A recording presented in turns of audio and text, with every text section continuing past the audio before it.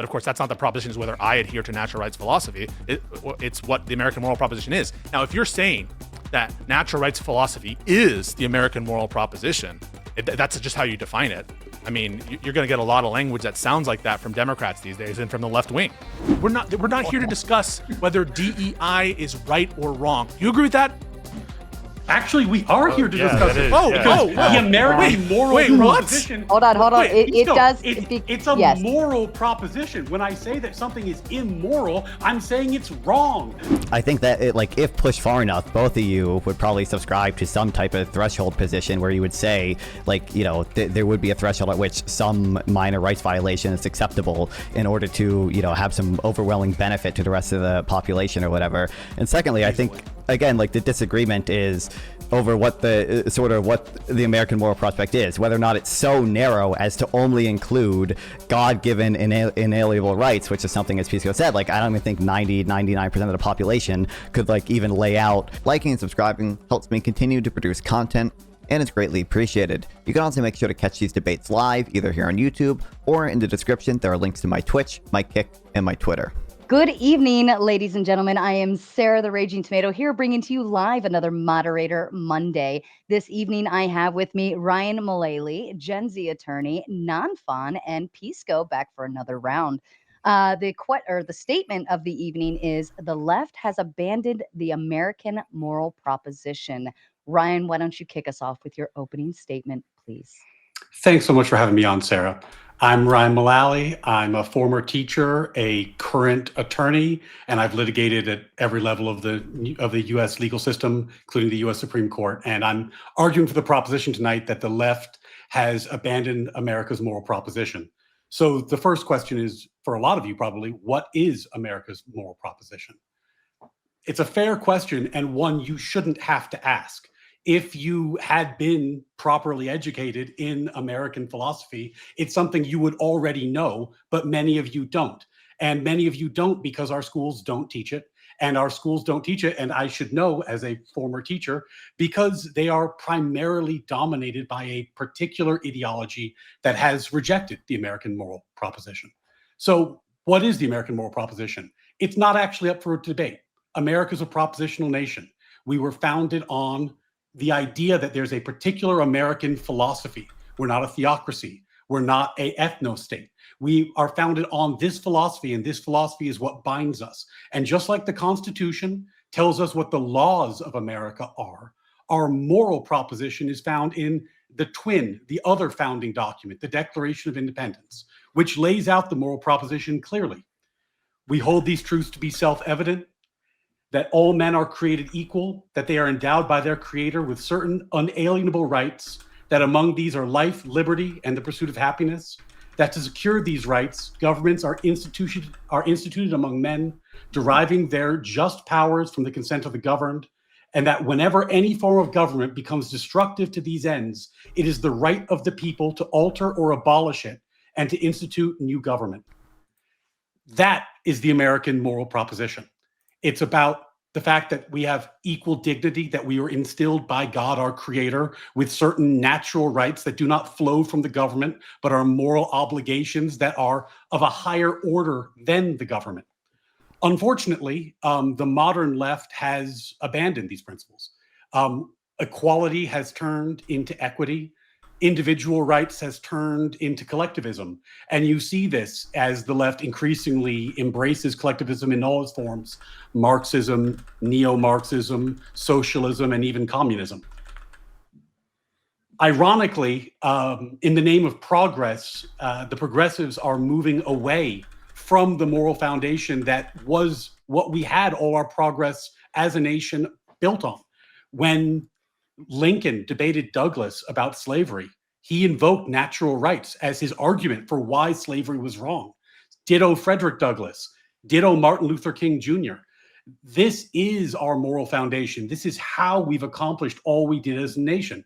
But now, today, it's not good enough. Now equality needs to be abandoned in favor of equity. Now we need the government to ensure equality of outcome rather than preserve our natural rights. This is not a subtle change.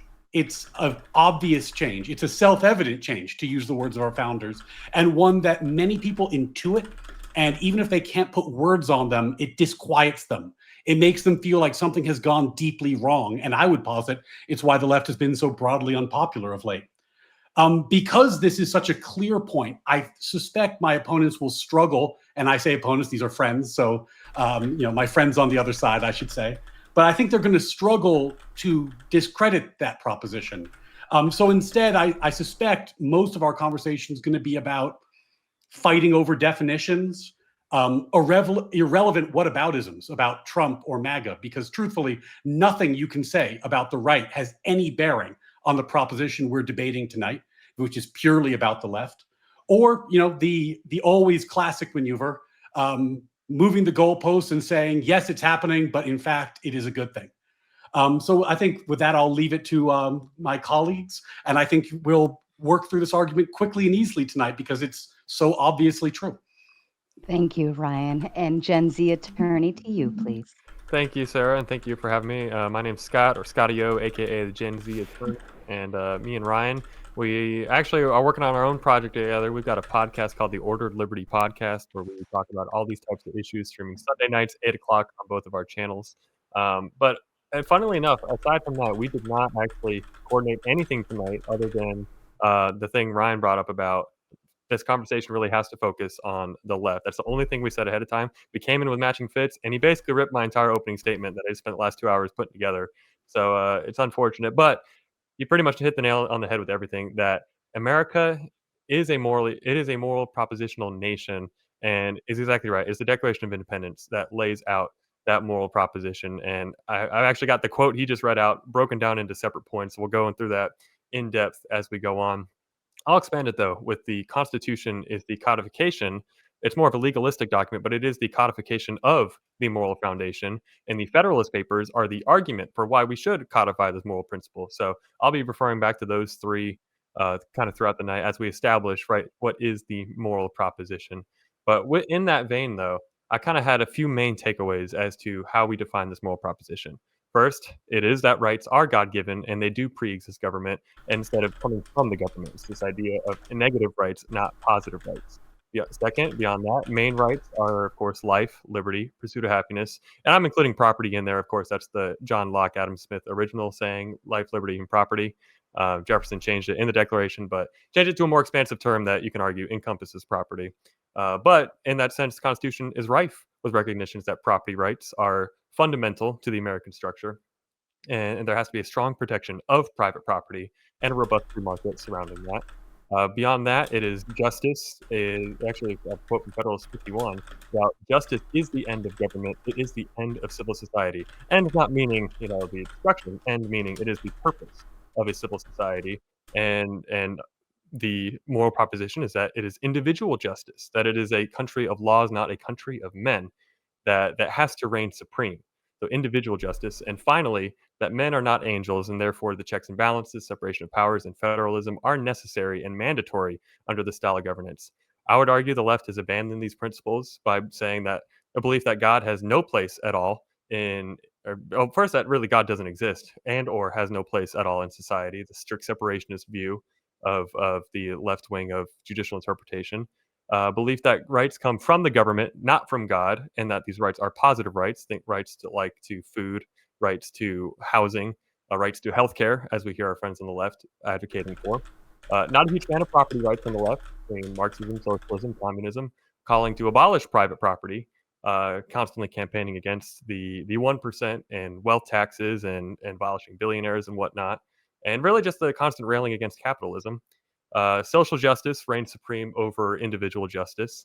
And really, all these types of justice you hear, whether it's climate justice, social justice, cosmic justice, reproductive justice, none of that is real justice. Individual justice is the only true justice. And that's where this term equity comes from. And equity, I would submit that Joe Biden openly said he made a core function of his entire administration. And so it is not just the fringe 6 follower accounts on Blue Sky. This is a core tenet of the left, and I think I'll leave it at that. As far as I know, I'm running up to my time, but lots more to talk about. But thank you again for having me here, Gen Z Attorney on YouTube and the Gen Z Attorney on Twitter X. You're muted. I forgot. Nonfon to you, please, and thank you, Scott. Sure. So I think, firstly, it is relevant that just like currently, I do see the left like fighting for principles that I think are in line with America's founding and America's moral proposition. I mean, the rule of law and checks and balances are things that I think, left-leaning law firms, for example, are fighting for in a court against. I understand this prompt is about the left, but it is relevant. I think that it is against at least a segment of the right that is currently in power. I, of course, have issues with the belief in inalienable rights, but I think more relevant, it's sort of silly to say that just because some of the values that left-leaning people sometimes have, like, fall outside of the narrow scope of what some of the founders defined natural rights as being, that the left has holistically therefore abandoned America's moral proposition. And in fact, I think a lot of the values like equality or some notion of positive rights being provided to people, like, I think those values are perfectly in line with the actual the sort of realization of the goals from establishing those natural rights. And that seems to be something that the American populace generally has always had, some belief of. Obviously, today, I think if you poll people, they would not say something like providing people with some right to health care is like fundamentally un-American. I imagine that's the case historically as well. That's part of the reason why we enacted, welfare programs, for example, in the first place. Thank you, Nonfon and Pisco. To you, please. Yeah, so I understand, the left to be people on the political left of America, as the question is understood, and that to be largely represented by the Democratic Party. I think in the context of that question, it doesn't really make sense to talk about the left differently. So that's how I understand that term to be applied in the context of the question. And I take the American moral proposition. I have to tell you that that's not a phrase that I know to be like have a specific technical meaning, but I understand that as a commitment just to the rule of law and the Constitution of the United States. And I don't understand that term to be more narrow than that. I mean, it's all well and good to reference the natural rights philosophies of the framers and stuff, but they were not in agreement of what those terms that they were talking about even meant, right? Like, so Ryan, for example, cites property as well. Like, what does that mean? Does that include squatters' rights? What is a taking under the takings clause? What are the extent of those property rights? What are, like, for example, like self-defense rules with regard to property? And so it requires a commitment to institute governments to resolve these issues about what these rights or equality before law actually means. And similarly with like the term liberty, right? And when you said the Declaration of Independence, the framers weren't in agreement of whether we should be able to own people. Does property right extend over owning individuals? And so to the extent that there is a through line between the founding era generation and today and what the basic American moral propositions, it's not on what is the necessary entailment of the words like property or liberty or what these rights actually mean. It's a commitment more to a structure and a process to discover the rights. For example, like the Ninth Amendment says the Constitution doesn't disparage the potential that there exist other rights outside of the document. And so basically, once you start to get more granular than that, a commitment to the Constitution and to the rule of law, you're starting to get into areas in which there was never agreement. There was vast ecclesiastical and religious differences at the time of the framing. It's not a commitment to God. That is not a basic American moral proposition that you could get more narrow on it. And so the more you try to segment it into like a particular sort of philosophy that you're advocating, a normative philosophy, you're going to get farther and farther away from the framing generation, and it's going to start to lose its universality, and therefore, like, the notion that it's an American moral proposition in the first place. So I don't think that God and the arguments for God are essential to the American moral proposition, and I don't think a particular view, for example, of like political and economic doctrines that didn't even exist at the framing, like Marxism and communism, and certainly not forms of socialism that have taken hold in the Democratic Party that are consistent with and provide no contradiction with some of the notions of property rights and liberty, at least as I understand those. So yeah, I think that is how I understand those terms. And on the actual proposition, the Democratic Party has not abandoned commitment to the rule of law or the Constitution of the United States. To the contrary, they're the ones trying to uphold those basic protections and those constitutional liberties and to police them at the margins where it does become relevant whether or not the left has abandoned that proposition, the extent to which they're fighting for it. And that's why it's relevant that they're fighting MAGA, right? Like, the fact that they haven't abandoned the fight against MAGA, who is in contradiction to the American moral proposition, is relevant to the evidentiary case of whether they have abandoned the American moral proposition as I understand it. So that's why it will become relevant what they're doing in opposition to Trump, because that bears on the evidentiary case as to whether or not they are supporting the American moral proposition. Perfect. Thank you. And to the audience, all four of these gentlemen are streaming on their own ends. Please feel free to go like, subscribe, and share on their behalf. Oh, pardon me. And of course, our I can't even talk tonight. Our lineup this evening, we're going to get through the debate. We will move into closing statements. We will read and respond to your kind super chats. And then, of course, if you have something to add to this panel, we will go into open panel afterwards. Gentlemen, I leave the floor open to you. I mean, I would just for my own amusement, if nothing else, would like to start with the fact that all three things I predicted would happen happened instantly and in the opening statements. So that's fun. We got the definitions, we got the what about Trump, and then we got the no, we actually think it's good to move on from the American moral proposition. Can we stop here, though? Because in quick order. Well, I mean, let me just finish. I mean, I'm Yeah. just warming up to a point. Because definitions are going to matter quite a lot, it seems like we should probably start there before we get into anything else. It's going to be hard to... I hopefully we can move past. Totally it agree, Ryan. quickly. Yeah, Ryan, I totally agree with that. I just want to say it's not of note that we would be talking about meaning if you haven't like sort of priced in meaning into the proposition. Then of course it's not deceptive or wrong or how you're implying with your tone of voice there that we would be like talking about the meaning of what these terms is. To understand the proposition for the debate, we need to understand what the hell we're talking about. Yeah, so and I'm proposing we start with definitions. But I was just noting. No, but the fact that you would take it as you did and don't try to say that you didn't from the start of the debate, like I expect them to do that. Of course, you would expect any person to try to understand the moral proposition by saying what we're talking about. And likewise, just because you say it's not relevant to talk about Trump, to the extent that there's an evidentiary case to talk about Trump that's related to the proposition as we understand it, of course, we're totally fine to talk about that too. So let's do this in reverse order then, since I'd like to do definitions first, but I'm not going to let this turn into a Trump conversation. So if right now, and I don't think this is true, by the way, but if I were to concede that the right, and again, this is just for the sake of argument, if I conceded for the sake of argument that the right had abandoned America's moral proposition, how would that impact this proposition? Because for the evidentiary case, right? So the proposition that the left has abandoned it, that will be affected, yes or no, by how much they're fighting against others who have abandoned that proposition and are trying to ensconce that proposition. Fighting against someone who's abandoned the proposition only matters if you're fighting for the proposition. Like if the right had totally abandoned it, the left could have totally abandoned it too. No, I understand. It's completely irrelevant to the topic. So what I'm saying is, to the extent that evidence of the left upholding the American moral proposition is shown by them fighting on those grounds, on the specific American moral proposition against those who are not upholding and trying to undermine the American moral proposition. I'm not saying that it has to be untethered resistance to those who have abandoned, but tailored resistance on specifically the point I'm talking about, the American moral proposition. That would be relevant, wouldn't it?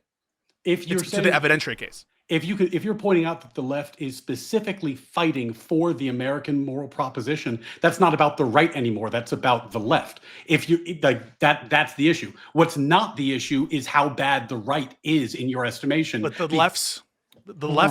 But I think we've made the point. I don't know if there's I'm saying, Ryan, like you would, I think you said it before. You would agree, for example, like the ACLU. I think you consider sort of like a left-wing institution, right? At this point, not historically, but today. Sure, and then like we do see examples of the ACLU and I do think it is relevant. Like they're fighting the right, they're fighting Trump by filing lawsuits, for example, on the behalf of immigrants who were deported without due process, which I think you would agree, due process is something that is relevant to America's moral and fire proposition. too. Just with add to that, like fire, right? The fact that fire is doing a good job is informed by what? It's informed by the fact of what they're up against, right? So surely you're going to cite. If this were a debate about fire, this is an analogy, analogized reasoning. If this were a debate about whether fire were upholding the American moral proposition, you would obviously take into account what they're fighting against. It obviously is part of the evidentiary case. So for you to say it's irrelevant makes no sense. Of course it's relevant. But here's the problem, though. Here's the problem. You can't have it both ways. It can't simultaneously be that the left has not abandoned the moral proposition. They're actually upholding it. but also they have abandoned it because they have to in order to fight back against the right. So I feel like y'all's got to pick one or the other and stick with it. So which one There's is no it? contradiction there. So I do not hold that they've abandoned it because they need to fight the right. I'm saying they're upholding it, and one of the ways in which they're upholding it is by fighting the right who has abandoned it on the terms of abandonment, not on So anything. why does it? Right? So why does it matter to bring up what the right is doing at all if you're saying the left is upholding it? Let's just focus on what the left is doing and whether or not they're actually Exactly. upholding it. Because what the left is doing, in part of how they're upholding it, is in resisting the right's efforts to abandon American moral proposition. And that, so the evidence that I would give to say, no, you're wrong, the left is abandoned, because look at what they're doing. Well, part of how I know what they're doing is defending the American moral proposition is to see what they're resisting. That is to say, if the right is pushing to like end the American moral proposition, as I understand it, and the left is trying to prevent that from happening, then knowing what they're trying to prevent from happening obviously is relevant to understanding whether they've abandoned that principle. You must concede that. Here's where I don't want to get derailed, and maybe we can just agree on this, and it'll be I think it'll make the debate easier. Let's take the extreme characterization of both parties, right? Let's say that the left is all communists and the right are all Nazis, right? In that universe, they are fighting each other, but they've both abandoned the American moral proposition. Yes, no, I would agree with that. Yeah, right. So like the fact that they're fighting each other doesn't matter. But no, but I'm not saying the mere fact of fighting. If you want to cite examples of the fact that the left is specifically standing up for things that you believe are part of the American moral proposition, that's obviously fine because you're talking about how the left, in fact, affirms the American moral proposition. What I think is not productive and kind of frankly would just be a whataboutism in this context and derails from the debate is like lengthy discussions about what your problems with the right are, because that's quite frankly just a separate topic. Like if you and I wanted to have a debate about whether the right has abandoned American moral proposition, that would be a fun follow-up debate, but it's just not the one we're having tonight. Ryan, I'm happy to grant that mere opposition is not enough to make the case here. It's not relevant. But I'm not saying, I just want to be clear, I'm not saying that mere opposition is what makes the case. I'm saying opposition with respect to the areas in which the right is abandoning the moral proposition, and specifically to stop that is relevant. And I'll give you an example. You can grant if you think it's responsive. So, for example, if the Trump administration were doing something like we are now collectivizing all private property in the state of whatever state, and the Democrats were trying to prevent that, right? It would be relevant to bring up what Trump was trying to do and that the Democrats are trying to prevent it, correct? Sorry, can you say the example again? So the example, the hypothetical, it didn't happen, but it's a hypothetical, that Trump were trying to collectivize all property in a given area or in a given industry. And that I'm trying to appeal to your sense of the American moral proposition. And price in whatever thing that you think would be blatantly counter to that. And the Democrats were trying to stop that and prevent that from occurring for the purpose of preventing the decay of the American moral proposition. You would say it would then, therefore, be relevant to bring up what Trump was doing, correct? Maybe. It would depend on how you phrased it. But I think we can kind of police that. I think we could probably call the ball. I think maybe I want to make sure I'm understanding, because I do see a prompt shift based on ish. But you're saying, Pisco, that the left has not abandoned, they're merely reacting to the right's abandonment. Is that what I'm saying? No, I'm not trying to change the proposition at all. What I'm saying is what's relevant to the evidentiary case of whether it's true, in fact, that the left has abandoned the American moral proposition is the extent to which they're fighting against the end of the American moral proposition. So if they're fighting on every ground, right, to prevent the end of the American moral proposition, then the evidentiary case that they've abandoned it is weaker. So that's why it's relevant to bring up what they're fighting against. If it is, in fact, connected to the American moral proposition, I would grant, obviously, that mere opposition, or if I just said Trump is this, Trump is that, Trump is that, without mentioning the ways in which the left are trying to specifically contradict him on those areas, would be irrelevant. So I'm happy to grant that. But there are ways in which, of course, it would be relevant to bring up Trump's conduct to the extent that it bears on the American moral proposition and to the extent that the left is fighting it on those grounds. I'm not trying to rule out the theoretical possibility that there is some example where this works out. What I'm trying to head off at the pass is this turning into just a conversation about why you think the right is bad, which is just not what the debate is about. I think we've kind of hashed this out sufficiently. I don't know, Sarah, if you feel like you need to give a ruling, that's fine. But I think we can probably self-police, and you can call the ball in the air if you think it needs to be called, Sarah. I think you're all you're tracking each other, right? Everybody understands where we're going Yeah. with the conversation. I think Ryan's only fear might just be going down the Trump direction too much, or going kind of into blame the right in aspect. Is that, am I I hear understanding that. I understand that. It's just very Okay. hard to disentangle the efforts of the Democrats and the left in a context which divorces Trump. I mean, their actions are always going to be seen in like the American context, and the fact that it's the current year, the current problems, and that the fact that they're fighting against a particular administration. And so all of that will bear on like their ideology, on what they want to do, on how they see the world. And it's really hard to divorce that from like the current context. As long as you're talking about what they stand for, not merely what they stand 100%. against, Well, I think that's interesting. If you're what they talking about stand what against informs what they stand for, right? No, but that this is actually the heart.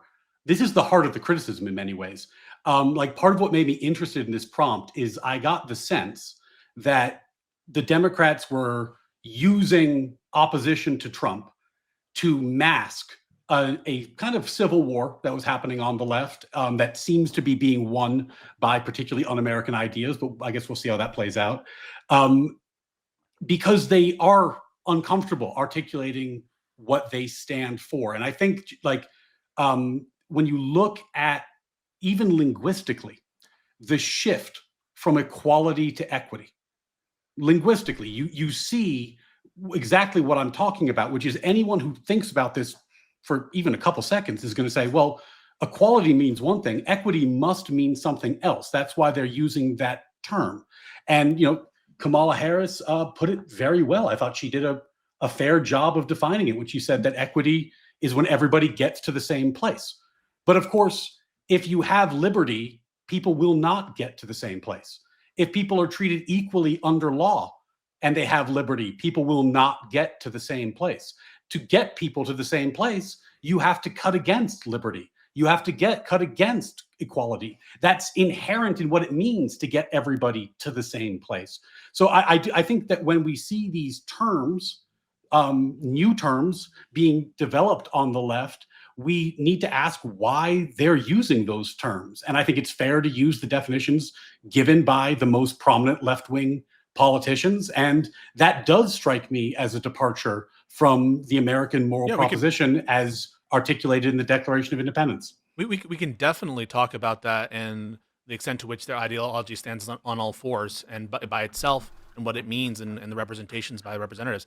I'm totally happy to get into that. I don't see how it bears on what we were just talking about, which is like the nature of the evidence that you bring to bear. But presumably, if this I was trying to start the conversation rather than to have a meta conversation. Right, I know. But the last note on this, and then we can move on to what you want to talk about with equity and all that stuff, is I assume if you're having a conversation about whether the right had abandoned the American moral proposition, it would be relevant had or had not, to talk about the extent to which the right was fighting against the left's use of equity, right? So you'd be like, look, the right wing hasn't abandoned the moral proposition because they're fighting against the Democrats who are trying to implement equity, DEI, all that stuff. And that part of your prior on whether or not the right is standing for the American moral proposition has to deal with like the evidentiary case of what they're doing, and what they're doing is going to be informed by their opposition. And so I think you would grant that would be relevant. I'm happy to move on Real quick on that. I think everyone could realize, obviously, none of these actions are happening inside of a vacuum. There's always going to be cause of action A, then B, then C, and it's just ping pong back and forth.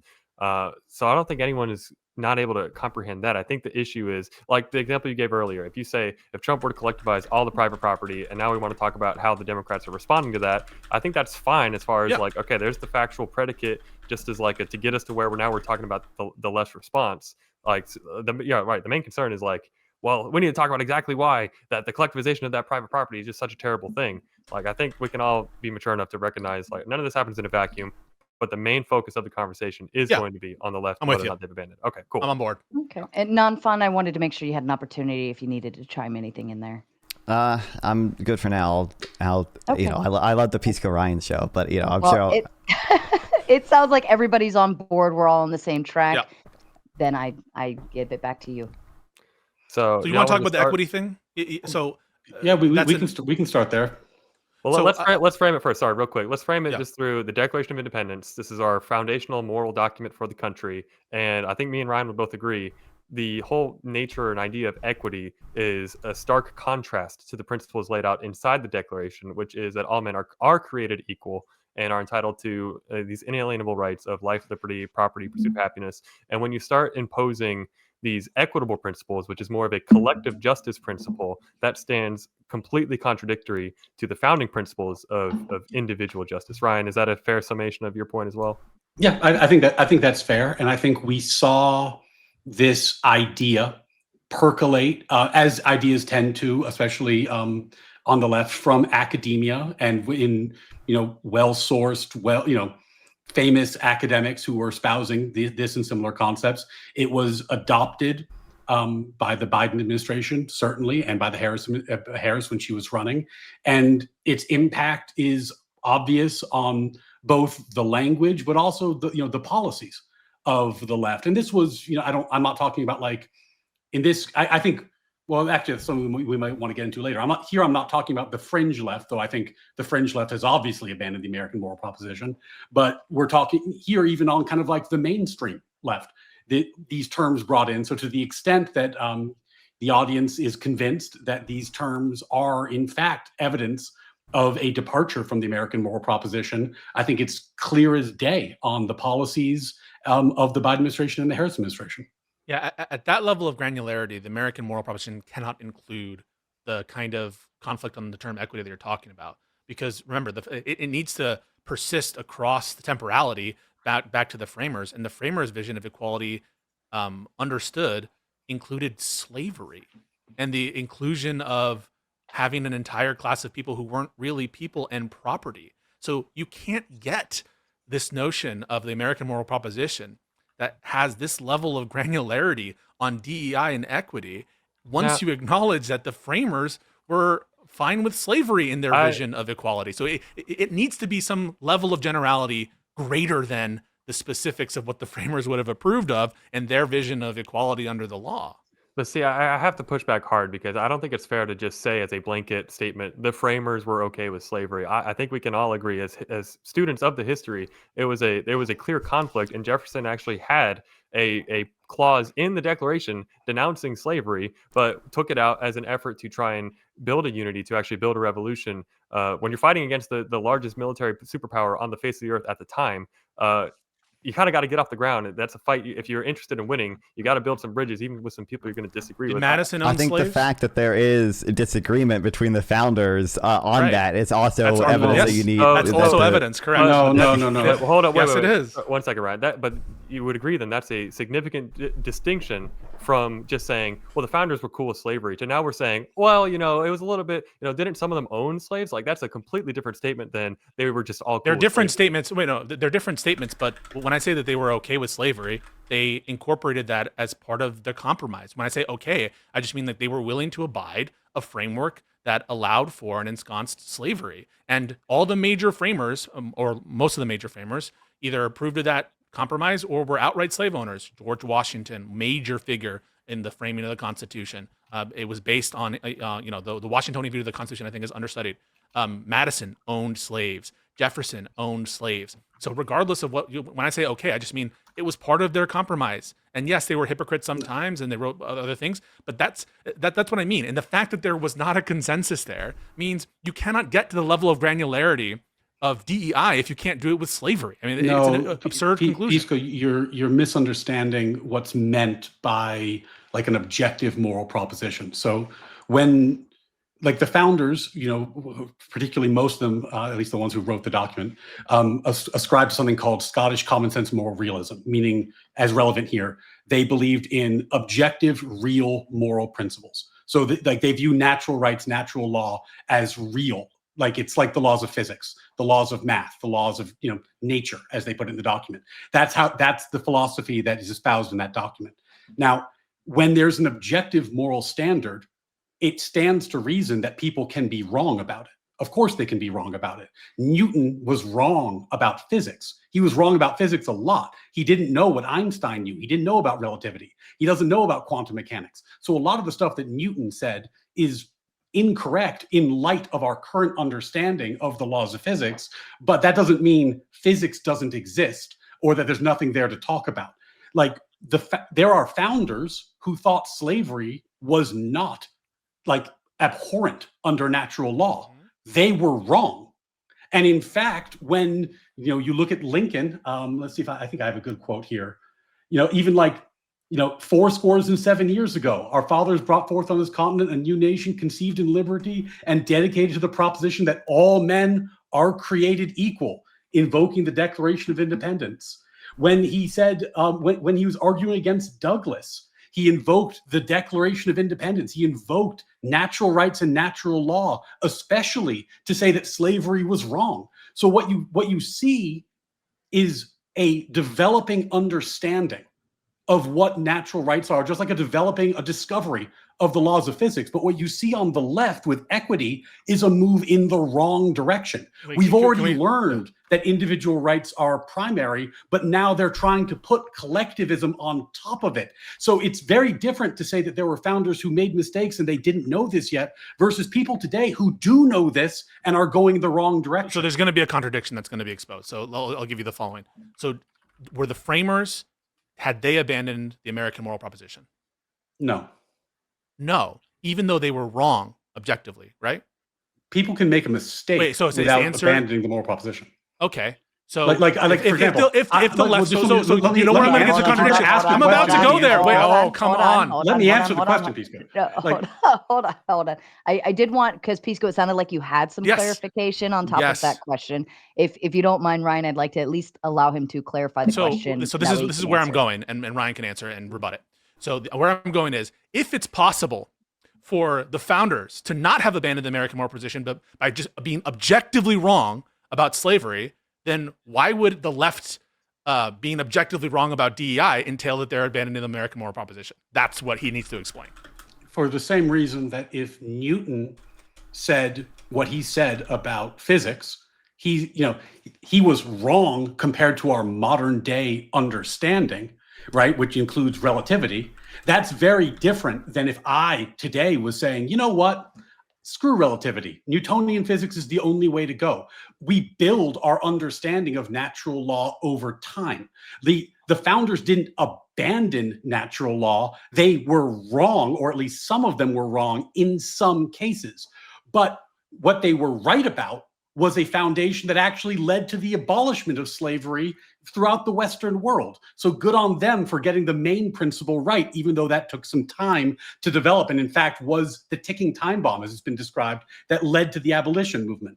But beyond that, what you see on the left is fundamentally different because they know better. The history exists. They are actually attempting to undo the moral proposition and go backwards. You just said it yourself. You said Jefferson knew better. You said Madison knew better, that these founders at the time that slavery was around, they knew better. They were writing that slavery was abhorrent. And so this distinction doesn't help you, because even if I were to grant that what really matters is the modern day leftist, it's not that they're building upon a foundation and making mistakes along the way, it's they're abandoning things that have already been resolved. It hasn't been resolved. This specific issue is much more modern than the one of slavery. Even if I were to grant that, it would be true of the framers, because the framers understood the arguments on slavery, and some even granted it. So you can't do this veil of ignorance thing to distinguish them. That's completely untrue, Pisco. Like at the time of the founding, there was not even scientific consensus that the races were the same species.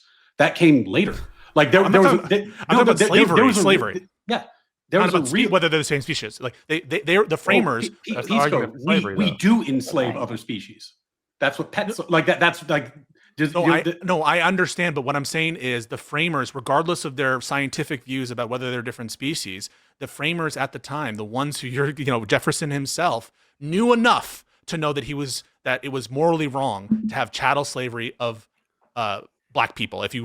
Regardless of whether they're different species, he knew enough then. So the veil of ignorance is not going to help you then, because they were aware of those arguments and they talked about it and they thought about it. So that's not going to distinguish the two groups. Like the point I'm making here is, if it's not enough to be morally wrong, objectively wrong about natural rights in the context of slavery and the American framers, then how could it possibly be enough to abandon the American moral proposition for the modern day leftists, if you grant that DEI is against the American moral proposition, for them to just be wrong about that in telling them having abandoned the American moral proposition? Because that's a bigger error, you would agree, right? Being wrong about slavery as respect to the American moral proposition is way bigger than DEI, correct? Gen Z, were you taking that, or do you want me to take it? I mean, well, I had a thought I was going to go down, but then you ended it with a question. So, what was the question again? So the question is, as between, so I'm granting that there are such things as objective moral values. I'm granting that, DEI, I guess, is against those for purposes of this current exchange. I'm not going to grant it later on, but for this purpose, assume that. Wait, you don't grant that there's objective moral values? I don't even know what it means. I think it's incoherent. Okay, the concept. but that's. I don't think you could explain it if I pushed you on it. But let's not. We can get to that, but we can circle back to that. But that's. I mean, I don't even know what you mean by objective morality. Okay, but that is inherently rejecting the American moral proposition. But we can. We can circle back to it. I don't buy that. But even putting that aside, the question is on offer is assume that DEI is against the objective morality of the American moral proposition, and assume you just granted. I think Gen Z, you would also grant slavery is against the American moral proposition. Yeah, it is. I'm still going to object to this lumping in of, well, the framers were cool with it. The framers were okay with it. I just did a quick Google. The 55 delegates Constitutional Convention, 25 to 30 had slaves. So between slightly less than half or slightly more than half. So once again, it's part of their compromise. As part of their, whether they're individual slave owners, as part of their compromise, they accepted slavery. But I think this is a common trope I see on the left a lot, is because there were individuals that did not uphold individually to the moral proposition. Therefore, the entire moral proposition has to be thrown out. When we look at the record, look at the. I know you're not saying that right now. I'm just saying as a critique of the left generally. But when we're looking at, we have to keep in mind the historical context and circumstance that yes, there were pragmatic compromises that were made. Like the 3/5 compromise was a pragmatic compromise that actually weakened the South's power and their ability to use their slaves to gain more electoral power. We can look at that objectively in a vacuum and say, that's horrible. They're saying black people are 3/5 of a person. But when you actually look at the history of it, it actually was a good compromise that helped accelerate the end of slavery. So I don't like the historical vacuum that we're operating with. I'm not trying to do that. What I'm saying is merely being wrong about an objective moral proposition related to the American moral proposition isn't enough to know that those people are against the American moral proposition. If you would grant that those people, those framers, are in line with the American moral proposition, notwithstanding the fact that they made the incorrect decision on the American moral proposition at that time, I don't know if you would grant that, then how are we, isn't that a bigger mistake, right? Didn't they make a bigger error relative to the modern day people in favor of DEI? That was my question. Well, I think that's actually a slightly misleading framing. There were, as Gen Z was saying, a large number of founders who were very opposed to slavery and were opposed to it at the founding. And I think if you're asking me, like, is slavery worse than equity in modern DEI? The answer is obviously yes.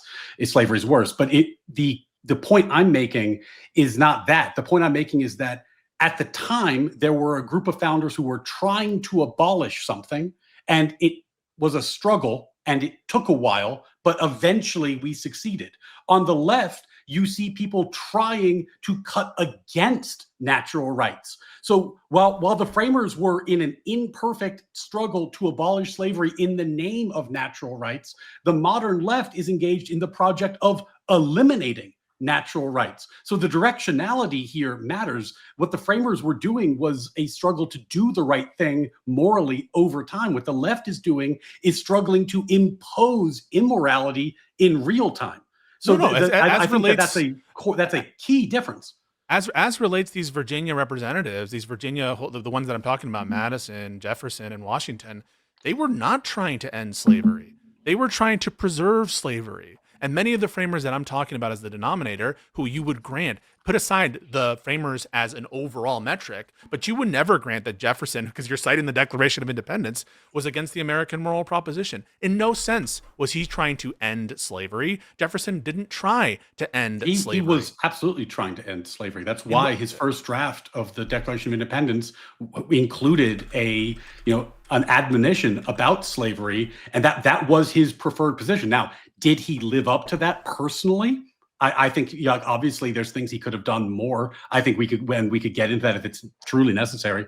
The point I'm making is not that the founders were perfect, or that they understood natural law perfectly, or that they lived up to it perfectly. Pisco, the point I'm making is that they were directionally attempting to learn about natural law and to create a society that abided by natural law. Whereas what the left is doing is attempting to move away from natural law. So the fact that the framers were imperfect and got things wrong isn't the issue. The issue is that the left is going consciously in the other direction on purpose. That's the point. So to the extent that Jefferson knew that it was against natural law to enslave black people, he was not moving us towards that end of eliminating and proceeding to a society without it. Sorry, I don't want to cut you off, but I just have to jump in there because they're holding these two things as equivalent. You're saying that Jefferson writing the Declaration and setting the moral vision that was relied upon, but in all of the debates that were used that ultimately led to the abolition of slavery, him authoring that moral vision is equivalent to the fact that he personally owned slaves. And those things are you just brought it. You're saying that he's abandoned it. So how can we take anything of what he says seriously if he's the abandoned government that he supported, the government that he backed, and the vision that he was promoting across the country, both as a legislator, both as ultimately one of the framers, the first Secretary of State, and then President Jefferson, was fundamentally one that accepted slavery. That was his, and he was not moving our country in a direction of abandoning slavery. That's not what Jefferson is known for at all, and that's not what Jefferson did. And the whole point I'm doing this is, you can't take the American moral proposition like that to get the level of specificity on policies regarding diversity. Because one thing you seem to implicitly understand is whatever the American moral proposition is needs to exist across our time span. It needs to exist and include the framing generation and also potentially people here, even though there are massive disagreements on the individual policy level or on defining what equity or equality or rule of law, what these things mean. Such that it would encompass a moral difference between having slaves and not having slaves. And so any principle that is going to extend geographically and throughout time and unify these disparate groups of people needs to be at some conception broad. And that's why I understand it to be a commitment to rule of law and the Constitution. Sorry, Ryan, I gotta jump in there because I'm glad I did my research on the historical record to be as prepared as I could be. So you're just making sure I got it straight because you said a lot, which is good. You're making good arguments, but it was that Jefferson basically was pro-slavery and did nothing to stop the institution of slavery. Yeah, he did nothing of significance, and he supported the Constitution, the document that, even though some rumblings of anti-federalism, but in general him and Madison supported the Constitution. Madison wrote it, and him together, they founded a party together.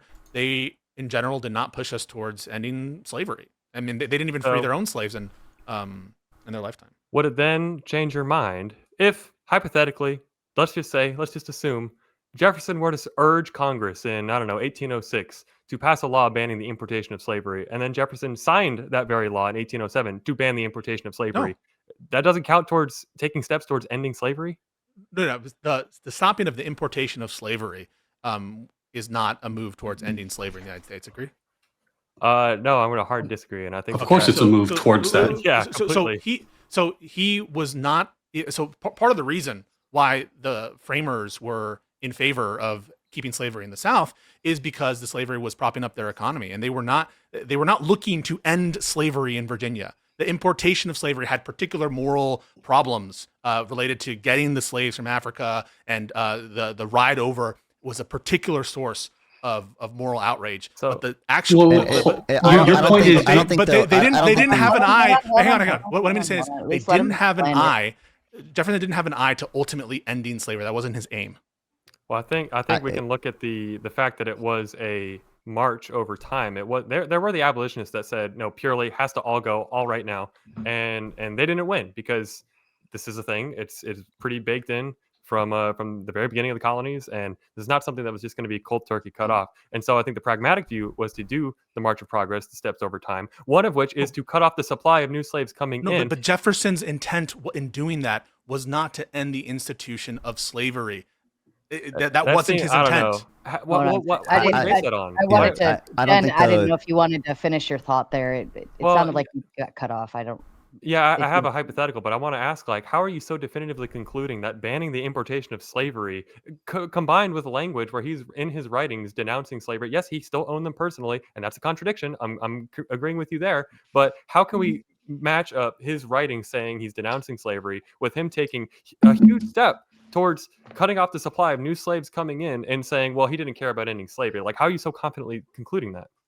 Because you can't point to a writing in which Jefferson is saying that, I am trying right now to end the institution of slavery in the United States. Because even though he spoke out morally in his writings, and obviously it was a contradiction, there's a distinction in the minds of the framers between importation of slaves and the maintenance, because there was a particular evil associated with the importation of slaves that isn't present in their minds with the maintenance of slavery in the United States. And there were hundreds of thousands and eventually millions of slaves that they were able to, obviously they're having sex and they're having children, and unborn slaves were happening. And so in no sense was the intent of Jefferson ultimately to end slavery. This just feels like a catch-22. I'm not sure. I'm not sure the degree to which Jefferson himself opposed slavery is relevant to the point overall. The point is simply the founders disagreed on natural law to such an extent that many of them did to varying degrees support slavery and not extend the supposed founding prospect or whatever to slaves, even though some of them knew at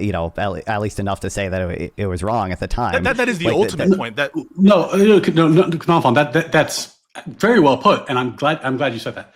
The issue that I have with this line, which I appreciate the tactic, Pisco, because it lets you be on the offense, but the reality here is, if you look at the directionality of history and what people think, natural law is an objective moral philosophy. You discover it over time. You get better at it. You learn more about it. One of the things we learned in the bloody arc of our history, and it was a really tough lesson, it was a brutal lesson to learn, is that you ought to treat people as individuals. And slavery was wrong because they weren't being treated as individuals. That was not an easy lesson. It took us a long time to learn it, but that is part of natural law. My issue, and reason I bring up equity, is that having learned that lesson, having spent hundreds of years in this bloody pursuit of figuring out what's right and wrong, now the left wants to abandon it. So, I mean, if we can talk all day about the fact that it took the founders longer than maybe I would have preferred to figure this out and to reach consensus on it. The issue I'm pointing out is the modern left is abandoning that lesson, which was a hard-fought one, man. It took us a long time. I don't think we should give it up so quickly. I don't think that the point, as I understand it, like Pisco and I are saying, is that the stuff we're bringing up here is sort of evidence that the American moral prospect contains more than just the sort of narrowly defined natural law that is put in the Declaration of Independence. It also includes the constitutional principles that Pisco mentioned.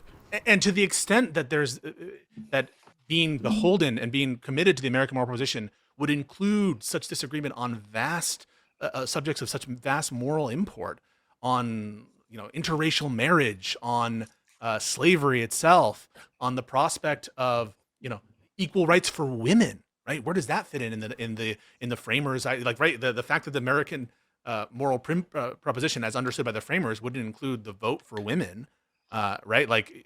That is something that I guess we're discovering now is objectively true, that women should have the vote. But the whole point is, whatever the American moral proposition contains, if you are able to be committed to the American moral proposition, notwithstanding being objectively wrong on issues of insane moral consequence, presumably to most people, then surely it would include being wrong on DEI or something, especially because, the Constitution itself contains different balances when it comes to collective responsibility and individual rights. The fact that we have, the takings clause, that lets the government eminent domain the fuck out of your private property. But clearly that's a balance that the Constitution struck, that balanced individual rights and the need of the government and the collective need. So I think any kind of granularity that you're trying to impose, that a position on DEI makes it incompatible for modern day people to be committed to the American moral proposition, but a position on slavery, that it's fucking amazing to have slaves, or it's fucking amazing for women not to vote, it's fucking amazing for only landowners to be able to vote, that wouldn't disqualify you for the American moral proposition. You're going to have to find a way to have that through line. Let me put it like this then, because my critique of both of you guys right now is this: the analysis keeps feeling like we're trying to put it into the vacuum instead of understanding the historical circumstances at the time. What is the equivalent modern circumstances that would justify? I'm arguing the historical record, there's justification for it as far as reaching pragmatic compromises because it was what the times called for. What are the pragmatic compromises that are necessary in 2025 that would justify folks on the left embracing DEI and equity, and Joe Biden saying that equity is a centerpiece of his entire administration. What's the pragmatic compromise that's requiring him to do that? Even if I bought, which I don't, that this kind of equity DEI stuff is so. This is all assuming your framing of the American moral proposition, which I think is fucking stupid. Sorry, I think it's not. Well, no. I think it's dumb. Can you expand on that? Why is it dumb? I think it's dumb because you're trying to get more narrow and specific than commitment to the Constitution and respect for the rule of law, and anything more narrow, it fails to define the entire denominator. This is the hollowed out American morality that you're advocating for. You're essentially conflating law with morality. We're not talking about law, Pisco. I'm not talking about what the law requires. Or what we're saying is that our founders had a vision of what morality is. Now, I know, for example, in Nonfon, I don't mean to call you out and correct me if I'm wrong, but like Nonfon doesn't believe in natural rights. He doesn't believe that they are real objective things because he's a utilitarian. That's a very common view on the left. It's not an uncommon view on the left, but it's expressly rejecting American moral philosophy. I don't think you believe in natural rights, Pisco. I think you believe in a lot of other values, but I don't think you believe in natural rights. And I don't think either of you do. But I'm saying is that's the American I also don't believe in proposition. slavery. I also don't believe. So you can point out differences in. Answer the question. Do you believe in natural rights? It depends what you mean by natural rights. No. It depends what you mean by natural rights. Objective moral principles that are discoverable. I don't know what that is. I think it's incoherent. I don't think you're going to be able to define. Well, let's just read the declaration. I'm going to read the passage. No, wait. We granted that some of the framers were natural rights philosophers. We're saying, do you agree with the proposition that is laid out in the declaration? Just going to quote it verbatim. We hold these truths to be self-evident that all men are created equal, that they are endowed by the Creator with certain unalienable rights, and that among these rights are life, liberty, and the pursuit of happiness. Do you agree? On some readings, what those mean? Yeah, it depends on what I understand it to mean, but I agree with what I think is the substance of that, based on not what I take to be natural rights philosophy that I don't adhere to. But of course, that's not the proposition, is whether I adhere to natural rights philosophy. It's what the American moral proposition is. Now, if you're saying that natural rights philosophy is the American moral proposition, that's just how you define it. I mean, you're going to get a lot of language that sounds like that from Democrats these days and from the left wing. And so you're going to have to make an empirical case that the left has abandoned natural rights philosophy to that extent, or that the right has embraced natural rights philosophy. And again, just to be 100% clear, what we're talking about, Gen Z attorney said one of the necessary conditions, or I guess one of the main ways to know that you're a part of the American moral proposition and natural rights or whatever, is belief in God. And if belief in God is necessary to the American moral proposition, then we just have a different notion of what that is. Well, what's necessary I want to be clear as well. When I say I don't believe in natural rights, I simply mean I don't believe they are sort of intrinsically valuable in their own right. But I do believe they are very incredibly useful heuristics that should be codified in law, for example. And if you want to, and I do think the American moral proposition does entail some sort of adherence to the Constitution, to these rights that we have, enshrined in law, because I think they are useful heuristics. I think they are rights that we should all respect. I'm simply saying I don't believe they are the intrinsically valuable things in and of themselves.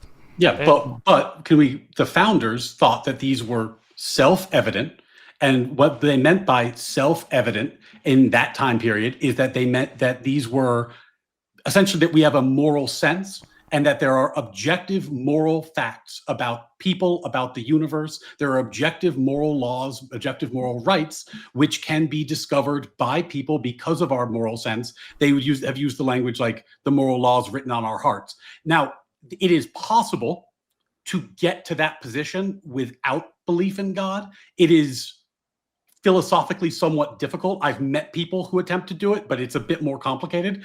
But it's tricky. So are you saying if you don't believe in God, I agree, but it seems like easy. If you believe in God, it's like the default state is that this is accurate. But if you don't believe in God, I don't think it's impossible for an atheist to get there, but I think it's really hard. The philosophy is difficult. So are you saying that unless you believe in objective morality, you don't stand for the American moral proposition?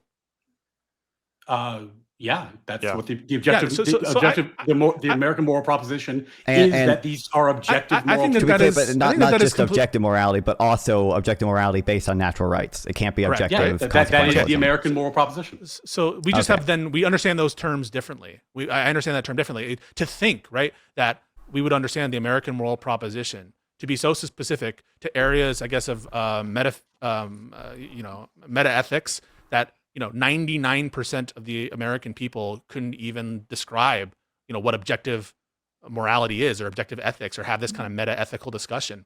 I think that's preposterously narrow, and it's not how I understand the American moral proposition. And I don't think most people would even be able to. You'd probably need to have some good grounding in philosophy to even be able to elaborate that. And so on that reading, given that most of the American people are ignorant of what it is the fuck you're talking about, how can you say that that's what that term means or ought to mean?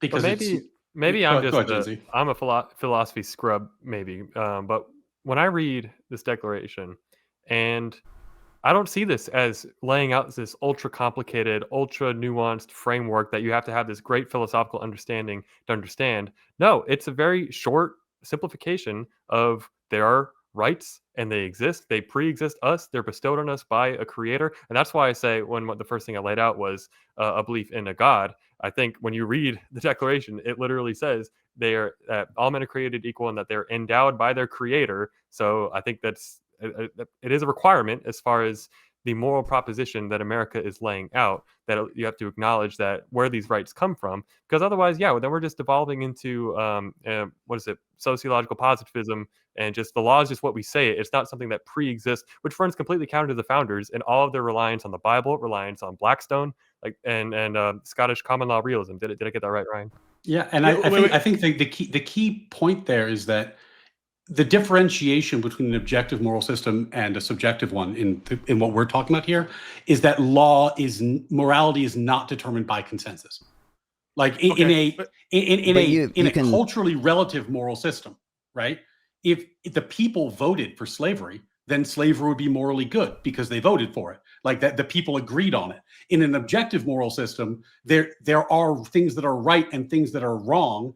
Even if the people vote to do something immoral, it's still wrong. Wait. So, why don't we grant your semantics and just say, what's your case that leftists don't believe in objective morality? Okay. Well, let's start with neither of you do, right? Well, you agree that's that's fucking that doesn't make your case. You've come here to argue the proposition. You disagree with it. We're in the weeds on this philosophy conversations. I think objective morality is incoherent as a philosophical notion. I don't even understand what it means. But you put that aside. What's your case that the left doesn't believe in objective morality? Okay, so we'll start with that.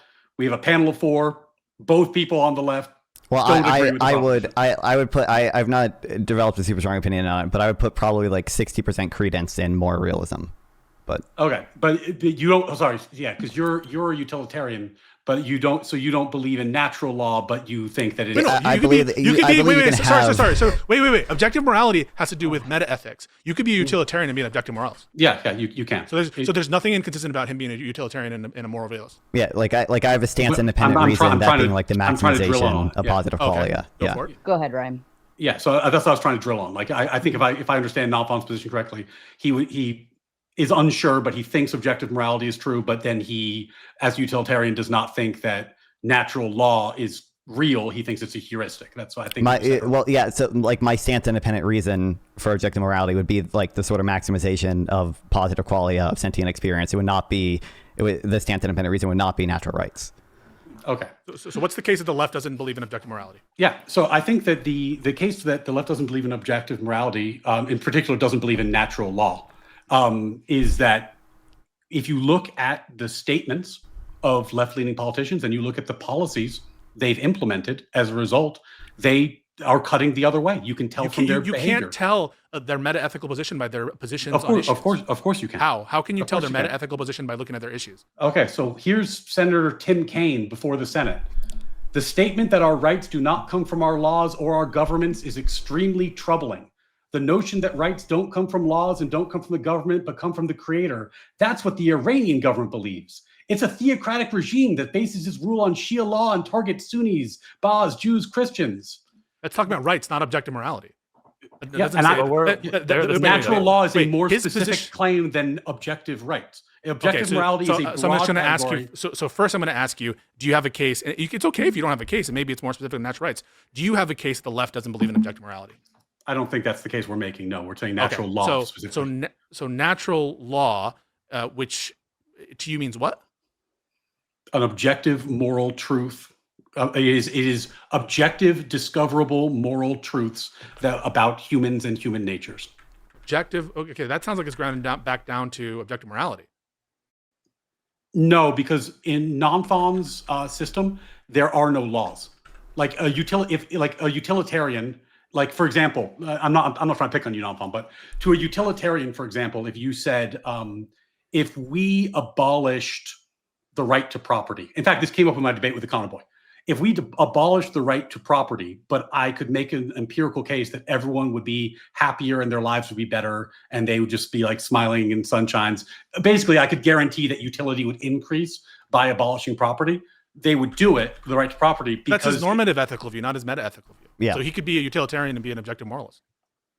Yeah, but again, he's not a natural rights theorist. Because you grounded down natural rights into objective morality, and so it's circular. It's not. That the natural rights is a natural rights theorist would say you have a right to property. The utility is irrelevant to me. Like the fact that you were trying to abolish property is morally wrong. Flat stop. It is against natural law. Therefore, we ought not do it, regardless of the outcome. It sounds like what you're suggesting is that utilitarianism is counter to natural rights philosophy. Some kind of like. Okay, but then it just sounds like it's excising the objectiveness of it. Utilitarianism is a school of objective philosophy that is wrong, and natural law is a theory of objective moral philosophy that is correct. That's the point I'm making. Like they're both within the same umbrella term of objective moral philosophies. One is just wrong and the other is right. But it's the fact that he's within the same umbrella framework doesn't mean that I'm not going to quibble about that. Okay, but then I don't understand. Like, you could take a threshold utilitarian view or some kind of some kind of rule utilitarian view that recognizes rights as or like a threshold deontological view, and the framers would like all understand that, right? Like the framers would understand that, for example, in the takings clause, that when there's particular need arises, you can take people's property. When particular need arises, you can draft them into the military. When particular needs arises, you can, fucking go lower on rights. And so any kind of view of, that utilitarianism or some kind of threshold system, that deontological system is incompatible with natural rights would just like, you just face and crash in that the framers all understood that sometimes governments needed to intrude on rights, if for no other reason, right? Like the Declaration of Independence, they were willing to abide a lot of rights infringements from the king. It wasn't until it reached a certain threshold that they said no. So yeah, I think anything that you're going to say that like a threshold normative view is incompatible with natural rights is going to run into the practice and belief of the framers, which was to establish systems to bring back rights in times of emergency.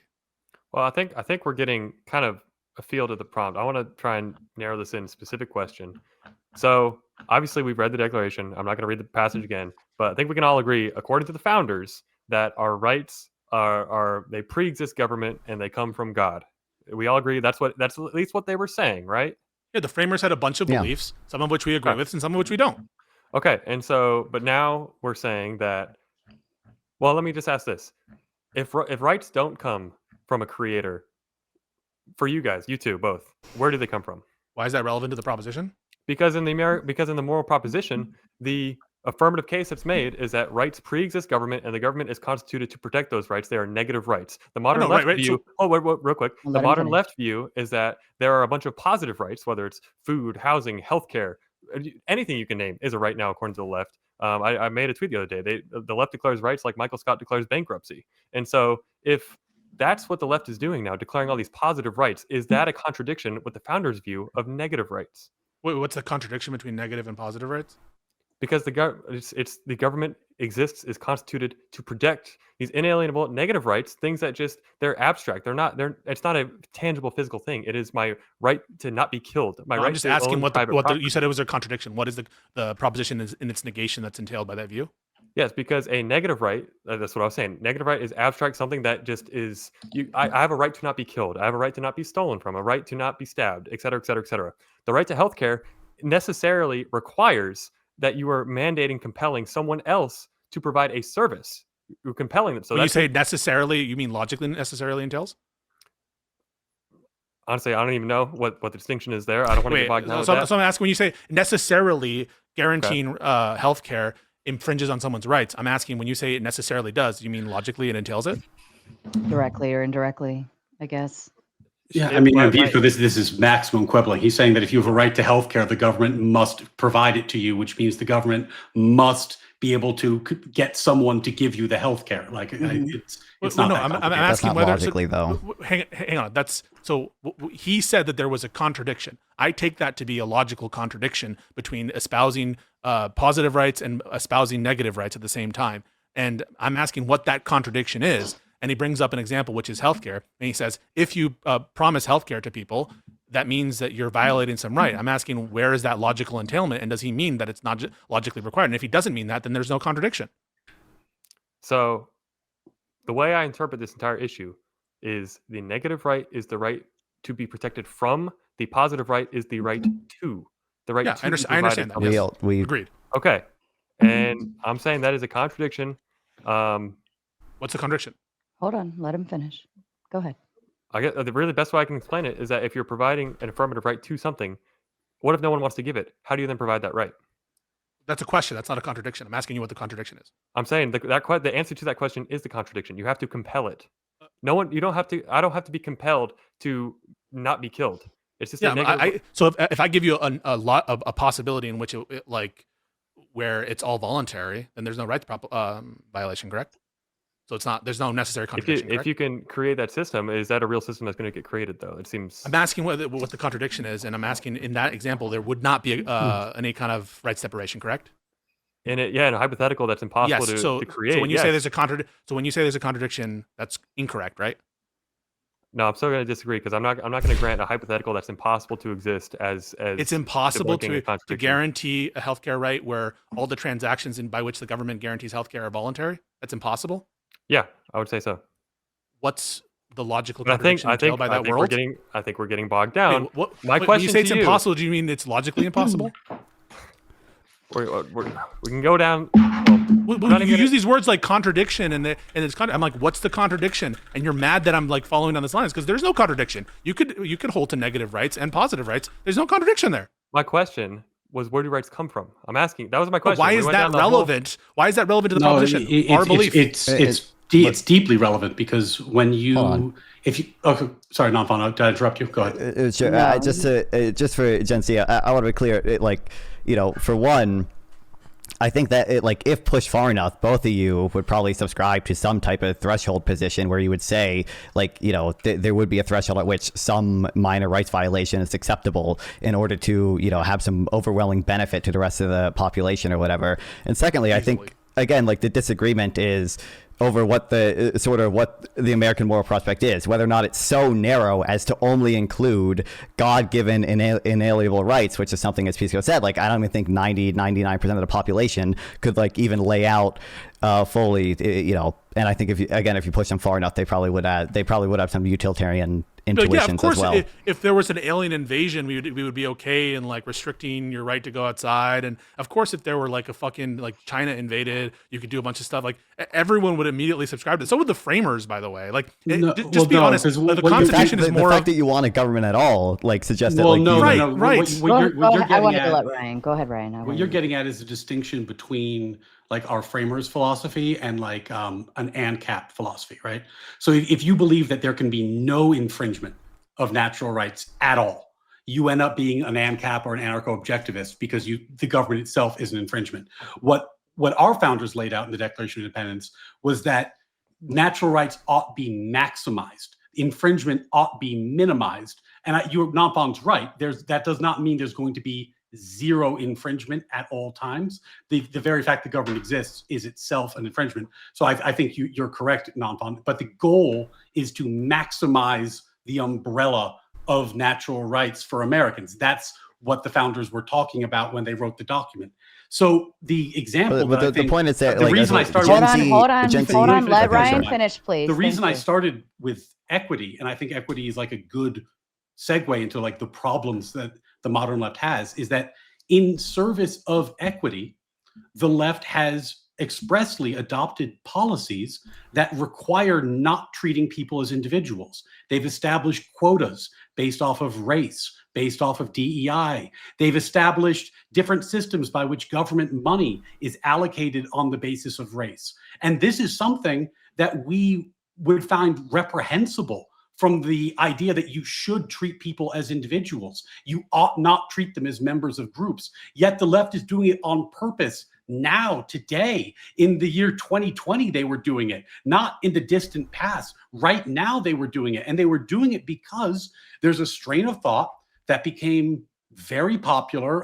It was championed by Ibram X. Kendi, who famously said, the only remedy to past discrimination is current discrimination. And that's what the left advocated for. They're advocating for actual discrimination today, which is a clear rights violation, not in the distant past, but a rights violation that we know is wrong and shouldn't happen. Was it a rights deprivation after the passage of the 14th Amendment when many governments were instituting a lot of these race-based policies? Is there any universe where I started talking about equity at the beginning of this conversation? Yeah. We've engaged in endless side quests of yours. Is there any point in this conversation where you are actually going to address the merits of equity? I'm addressing it right. Well, no, I'm addressing whether. Whether I'm addressing whether or not. You segue later. Right now, Pisco. Do you think? Because you're uncomfortable. Part of the American moral proposition to purposefully discriminate against people on the basis of race, ethnicity, or gender? I think it's compatible with the American moral proposition. That's okay. So yeah. Let me tell you why. Wait. Can I explain why? Hold on. Let's all woosah. All right. Okay. Was there a clarification with that, Ryan, yes. that you wanted to? Sorry. So, I think I think my reflection is reflecting. But Ryan, I apologize. Was there a clarification to your question that you wanted to add in there before he answers? No, I was just going to merely point out that that is precisely the problem. Pisco thinks it is in today's day and age acceptable to discriminate on the basis of these characteristics. That's what you just said. What a weasel piece of shit. It's what you just said. Wait, no. You asked whether it's consistent with the American moral proposition. Yeah. I think that slavery is consistent with the American moral proposition. You have to. You're wrong. Wait. So do you understand, right? Like when you say that you think it's acceptable to have racial discrimination, that is fucked up because that's not the belief I hold. What you were asking me was whether you voted for the party that did it. No, hang on. So we're not here to discuss whether DEI is right or wrong. Do you agree with that? Actually, we are here to discuss it. The American moral proposition. Hold on.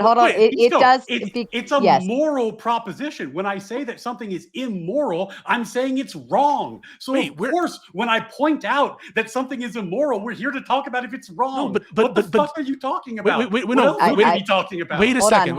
And I am agreeable based on the framework of especially based on everybody's prompts that they provided, the DEI, you had collectivism built in, the equity, so on and so forth. I am agreeable that the DEI conversation, as a side quest-ish, would be packed into that conversation.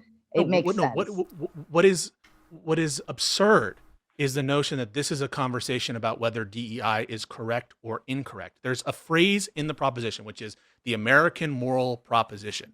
That is not equivalent to Pisco's overall moral look on everything. When I'm telling you that the American moral proposition would include things like slavery, would include things like segregation, would include things like denying women the right to vote, that just is an understanding of what I mean by American moral proposition.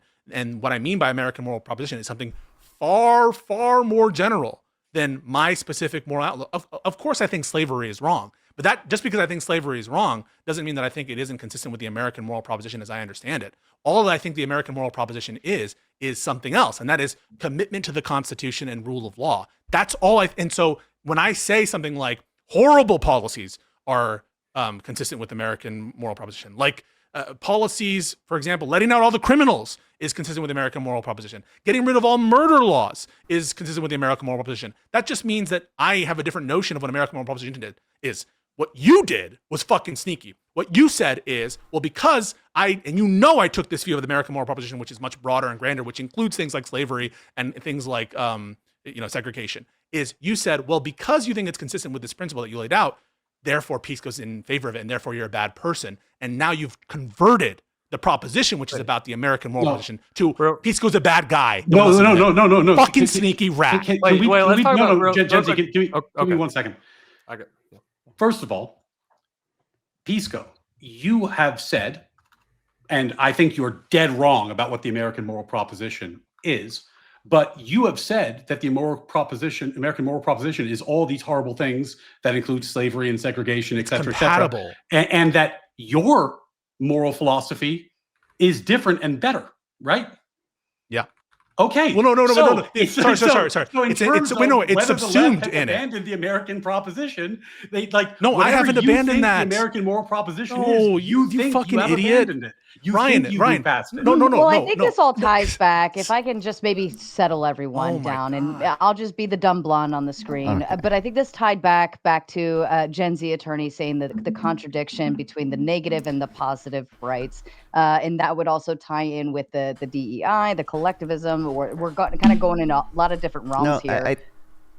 But real quick. Wait. I want to respond to what he just said. So my moral philosophy includes a dedication to the American moral proposition, but it's not an exhaustive thing, right? So like the American moral proposition is just one component of my personal philosophy, but just the American moral proposition isn't enough to get you to good government.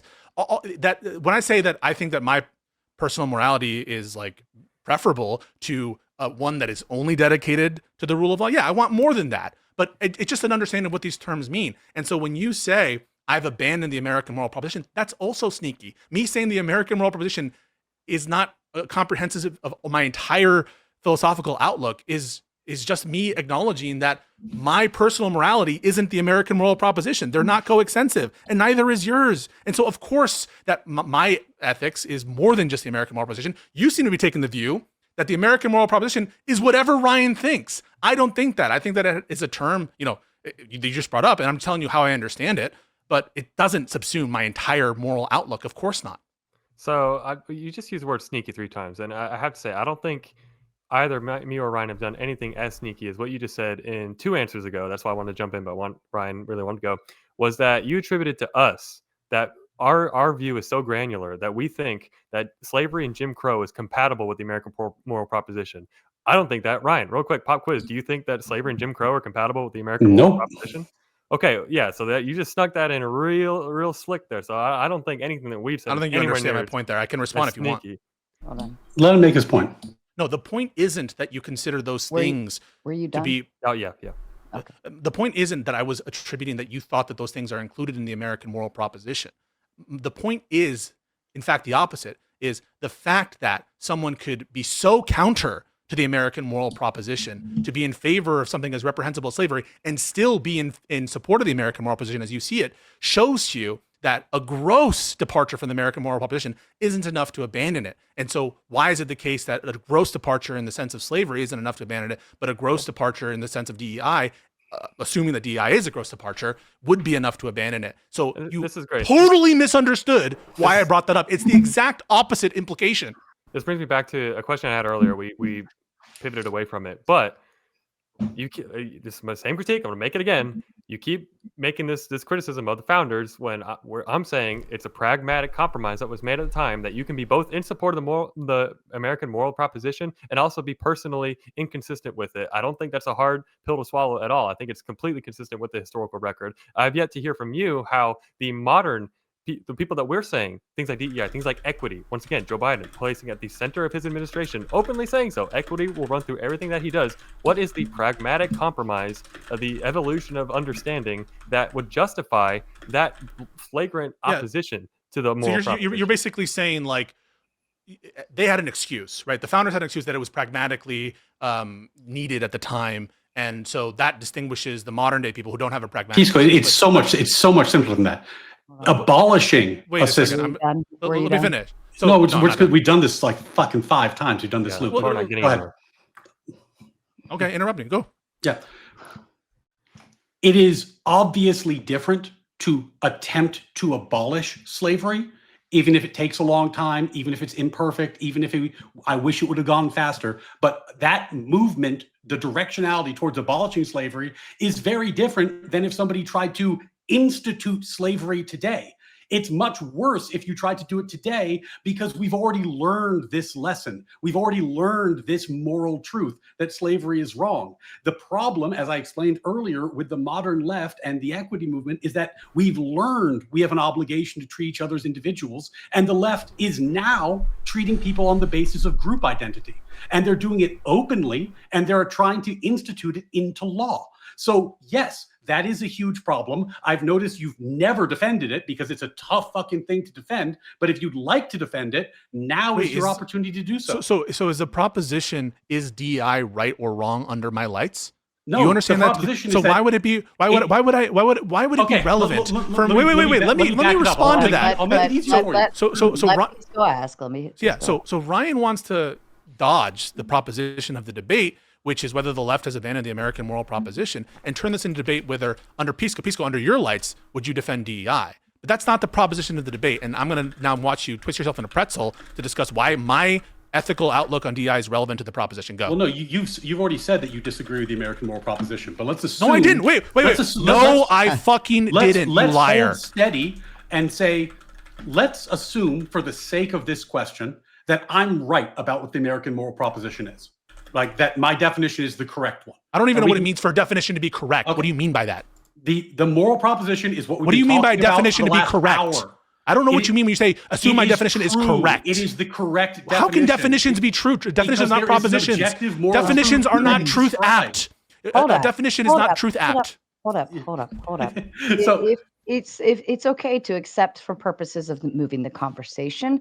We just accept his definition of these things and work with those words and terms. No, I can understand your argument on your own lights and what you mean by the term, American moral proposition, but it doesn't mean that your like definition 3 or 4 is times correct. where I need to understand what that means. It seems like, but because I don't have this realist view Ryan, that, to a lesser extent, just straight up objective did meaning not of follow words what is there Pisco to was be saying. discovered. But if what you mean is something by American moral position, I've been doing that this entire time. I don't grant that what you mean is correct. I've been trying to use your own logic as an internal critique.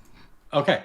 The question Jesus, it's pulling teeth to even get you to the point where I can ask you a question. But assuming that the version of the American proposition that Gen Z and I have presented tonight is the correct one, for the sake of argument, for the sake of this question, would equity be a rights violation, therefore wrong, under that view? It's a tautology. You're asking if my definition is correct, which includes equity not being under natural rights, then, would it be the case? It's tautologically correct. It's trivially true that if your view is... So you're saying, because the part that I said that it's a violation of is that we have a moral obligation to treat each other as individuals, not as members of groups.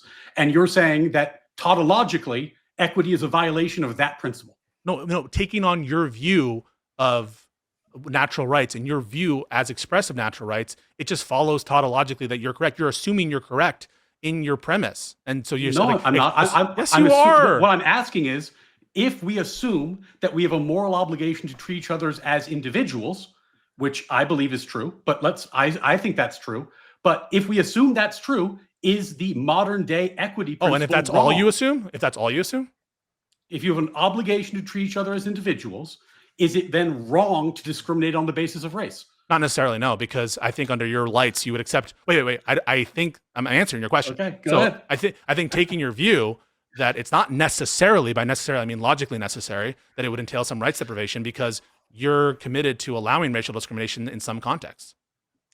Pisco, if you have a moral obligation to treat someone as an individual, you're saying it is then acceptable to then treat them differently on your basis of race. On your view, in some cases, yes. Wait, and that's why you soyed out, but that's why I was going to the 1860s, because on your view, you think it is acceptable sometimes, correct? Not today. Correct? Not today. No, we'll get to that, but first, I'm asking you today. Wait. Can we just grant that in 1860 it was okay? For what reason? Lay out your case. Wait, for the reason of understanding your view about what equality entails. What specific example are you referring to? So you would agree that there were race-based policies to benefit Black people post-Civil War that you would think were not rights deprivations?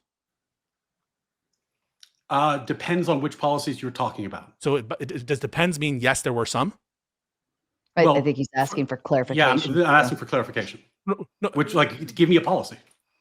So, for example, policies of handing over property to slave owners, not fully everywhere that happened, but former slaves, giving them disproportionately benefit through installing leaders that were specifically beneficial to black voters. Is this property? The property you're mentioning, is that owned by somebody else, or was it just unclaimed, unowned property? It's like, here's your plot of land, go crazy. Yeah, race-based policies to give freed slaves and their descendants benefits. But that's not treating someone differently on the basis of race. Integrating them into society. That's treating them differently on the basis of the injury they suffered, which is an individual. That's treating them as an individual. Also, you're saying you personally were a slave. We personally give you land. That's not a group-based policy. Okay, if that's not group-based discrimination, then under segregation, when those forms of persecution persisted in some fashion, same answer, right? Not discrimination on the basis of race, because the discrimination persisted. Give me what's the policy? So, for example, forced integration in schools and busing black kids into white and richer neighborhoods, benefiting people on the basis of race, making distinctions and categories on the basis of race. Well, what they were doing there is they were prohibiting other people from not treating people as individuals. And basically an anti-subjugation rationale is to say, if the moral principles, you ought to treat people as individuals, segregation does not treat people as individuals. Abolishing segregation is the government stepping in to enforce the moral right that people ought to treat each other as individuals.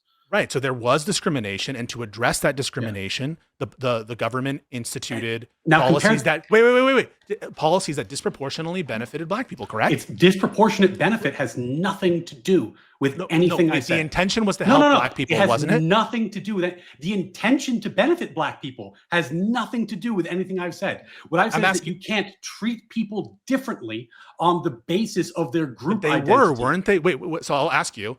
Is what happened in the aftermath of segregation treating black people differently? No, it's treating them the same. Wait.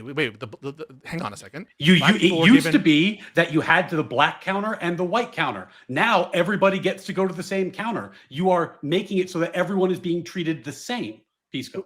But addressing. Hang on a second.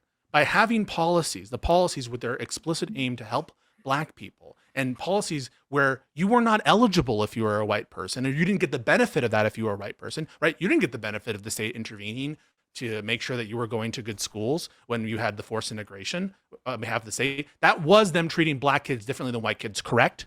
It was treating them as individuals. Everybody has the same right. No, it wasn't. It wasn't. Let's flash forward. Compare that. Wait. Compare that to you have to grant it first, and then we can move on. Compare that to what Biden did, where you have, like, in this era, you say, okay, it used to be the case that a store was allowed to have a black counter and a white counter. Now we're saying, no, that's illegal. You store must treat everyone as individuals. Fast forward, in the Biden administration, they had policies expressly where they said, we will not give this money to white men. Wait a second. You don't see a distinction there? Whether I grant a distinction or not, you have to grant the first case that they were treating black kids differently in the 1960s and for integration. They were. Obviously, they were. I understand. They were treating them as individuals. Maybe I can offer a translation for you, Ryan. I think because Ryan, yours is a tiered level of movement that moved along the way to get them to individuality, right? Whereas Pisco, you're piecemealing it and looking just at one time frame at a time. I'm basically saying, I think you're tracking, Sarah. What I'm saying is, like, on his view, there are some constitutional justifications, some moral justifications to treat black people differently. And one of those views, we can do a more trivial one, I think, where he would grant it immediately. But one of those is to repair past discrimination, to basically account for discrimination that occurred in the past. And I'm basically trying to get him to agree with that principle, that his view would accept, in some cases, treating black people differently abstractly to repair past discrimination. I'm trying to get him to grant that specific proposition.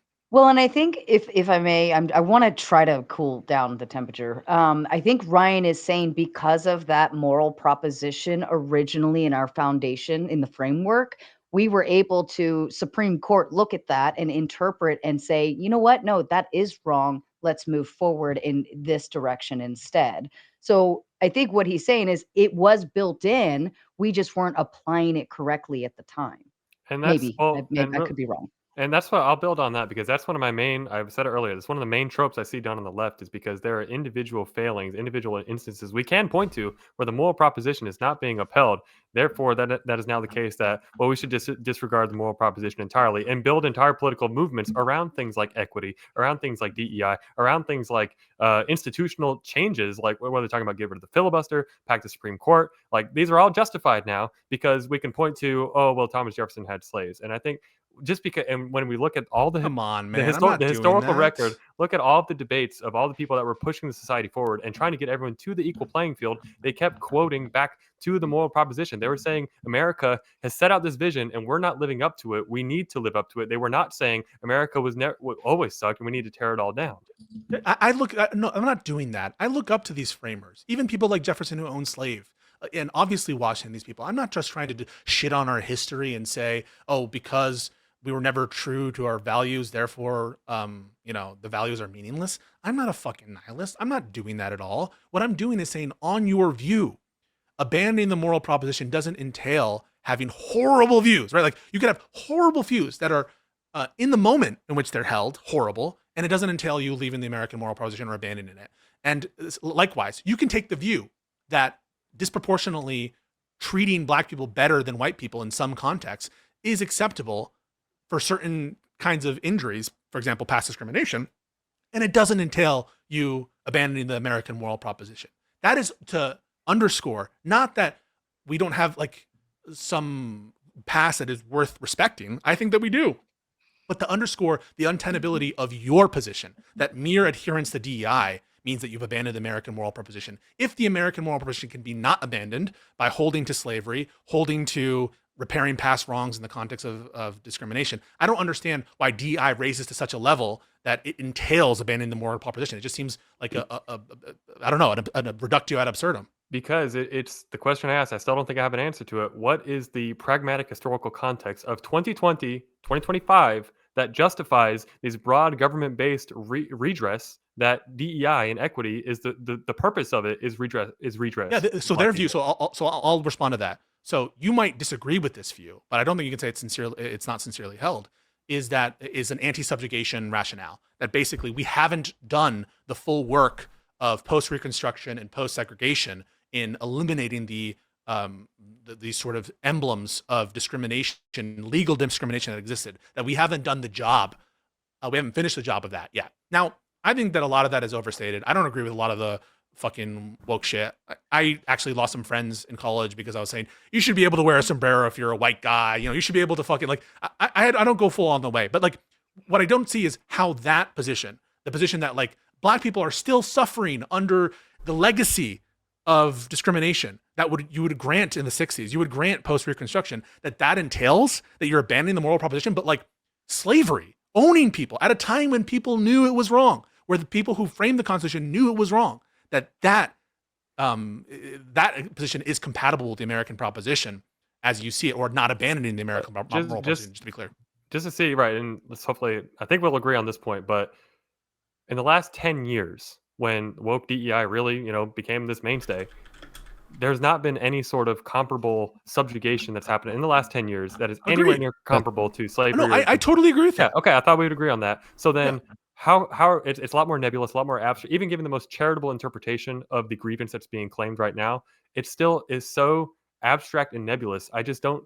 And we see it too with all the policies that get proposed. The enforceability is just a complete nightmare. And so if you can't enforce it, you can't identify who's injured, who's aggrieved. How do you actually redress it?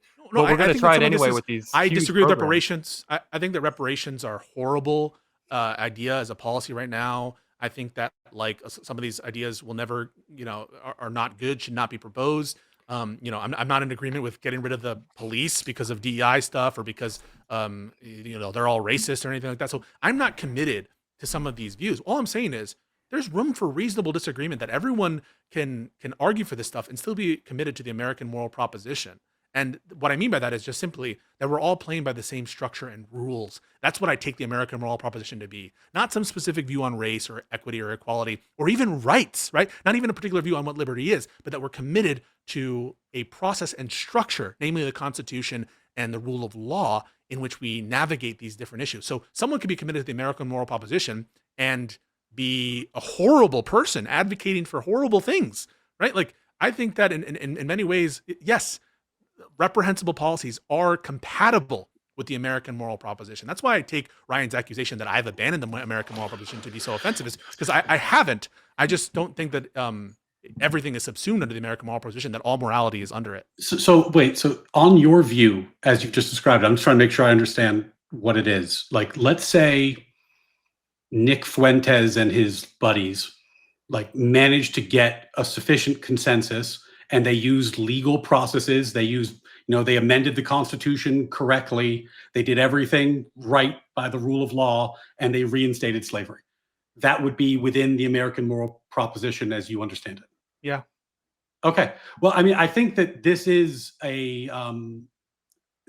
think, why we have this core division right now within our society, because if you view the American proposition as this kind of like hollow legalistic thing, which is like operate by the instruction manual, follow the Constitution, with no actual moral guidance, no moral framework, no actually understanding of what ordered liberty would be, or why we're doing this. Like, the whole point of having liberty is to have people do the right thing, is to give them the opportunity to do the right thing. There is a moral framework to our nation. And my frustration is that when people abandon it, they always think that they get to decide what comes next, right? Like, whenever I talk to like a really like extreme far left, like communist type, they'll say like, we need to get rid of American history. We need to get rid of all this stuff so that we can get the utopian. But when you talk to like a extreme Christian nationalist, they're going to say the same thing. We need to get rid of the American proposition so that we can put in religious purity tests so that only Christians can hold office. The problem is both those things are technically legal under the Constitution if you can get the votes, but they're wrong. And they're wrong because there actually is a moral framework that our founders set forth for us. It's not a value neutral proposition. And I think the path that the left is on, which I think you actually described it very well, is moving away from that into this value neutral proposition where anything goes. And it becomes it becomes dangerous very fast. It's not value neutral. I mean, this is insanity. The reason why I'm saying that the American moral proposition is elastic enough to include horrible things is because you can't make sense of what that would mean across time and the framers, other than a commitment to the Constitution and the rule of law. Because if it's on particular views, right? Like, if all of a sudden supporting slavery is not compatible with that, then you have to throw away the universality of it across time, which you're clearly appealing to. No, you're just confusing. Your view is so narrow. Let me finish, please. And it's not something like objective morality or like this push towards natural rights, especially because most fucking people don't know what the fuck that means. And this has never been universally held at like meta-ethical positions. And so you're optics maxing right now by saying, oh my God, he thinks that it's compatible because you think the audience is too stupid to be like, I'm in favor of slavery or something. I'm just merely saying that the tethering line, the connective tissue between us and the framing generation is our commitment to the Constitution, and yeah, a process and a structure, because anything more specific than that all of a sudden untethers you completely from the founding generation, because they had fucking horrible views about all sorts of shit. And I'm not this person that like therefore thinks they should all be thrown out, but I'm just trying to make sense of this word.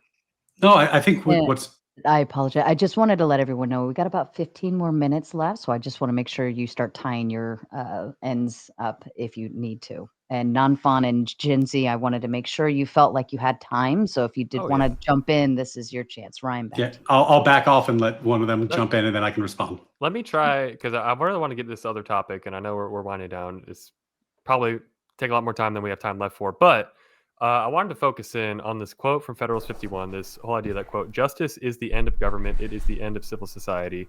And of course, we've talked a lot about equity and talked a lot about DEI, but I think we need to talk some about the court system and the role that the court system is supposed to play underneath the American moral proposition. And maybe you all disagree. I think it should basically serve as this kind of outside referee of sorts that is able to weigh in on conflicts and resolve them in the way that's consistent with the Constitution. Does anyone disagree with that summary?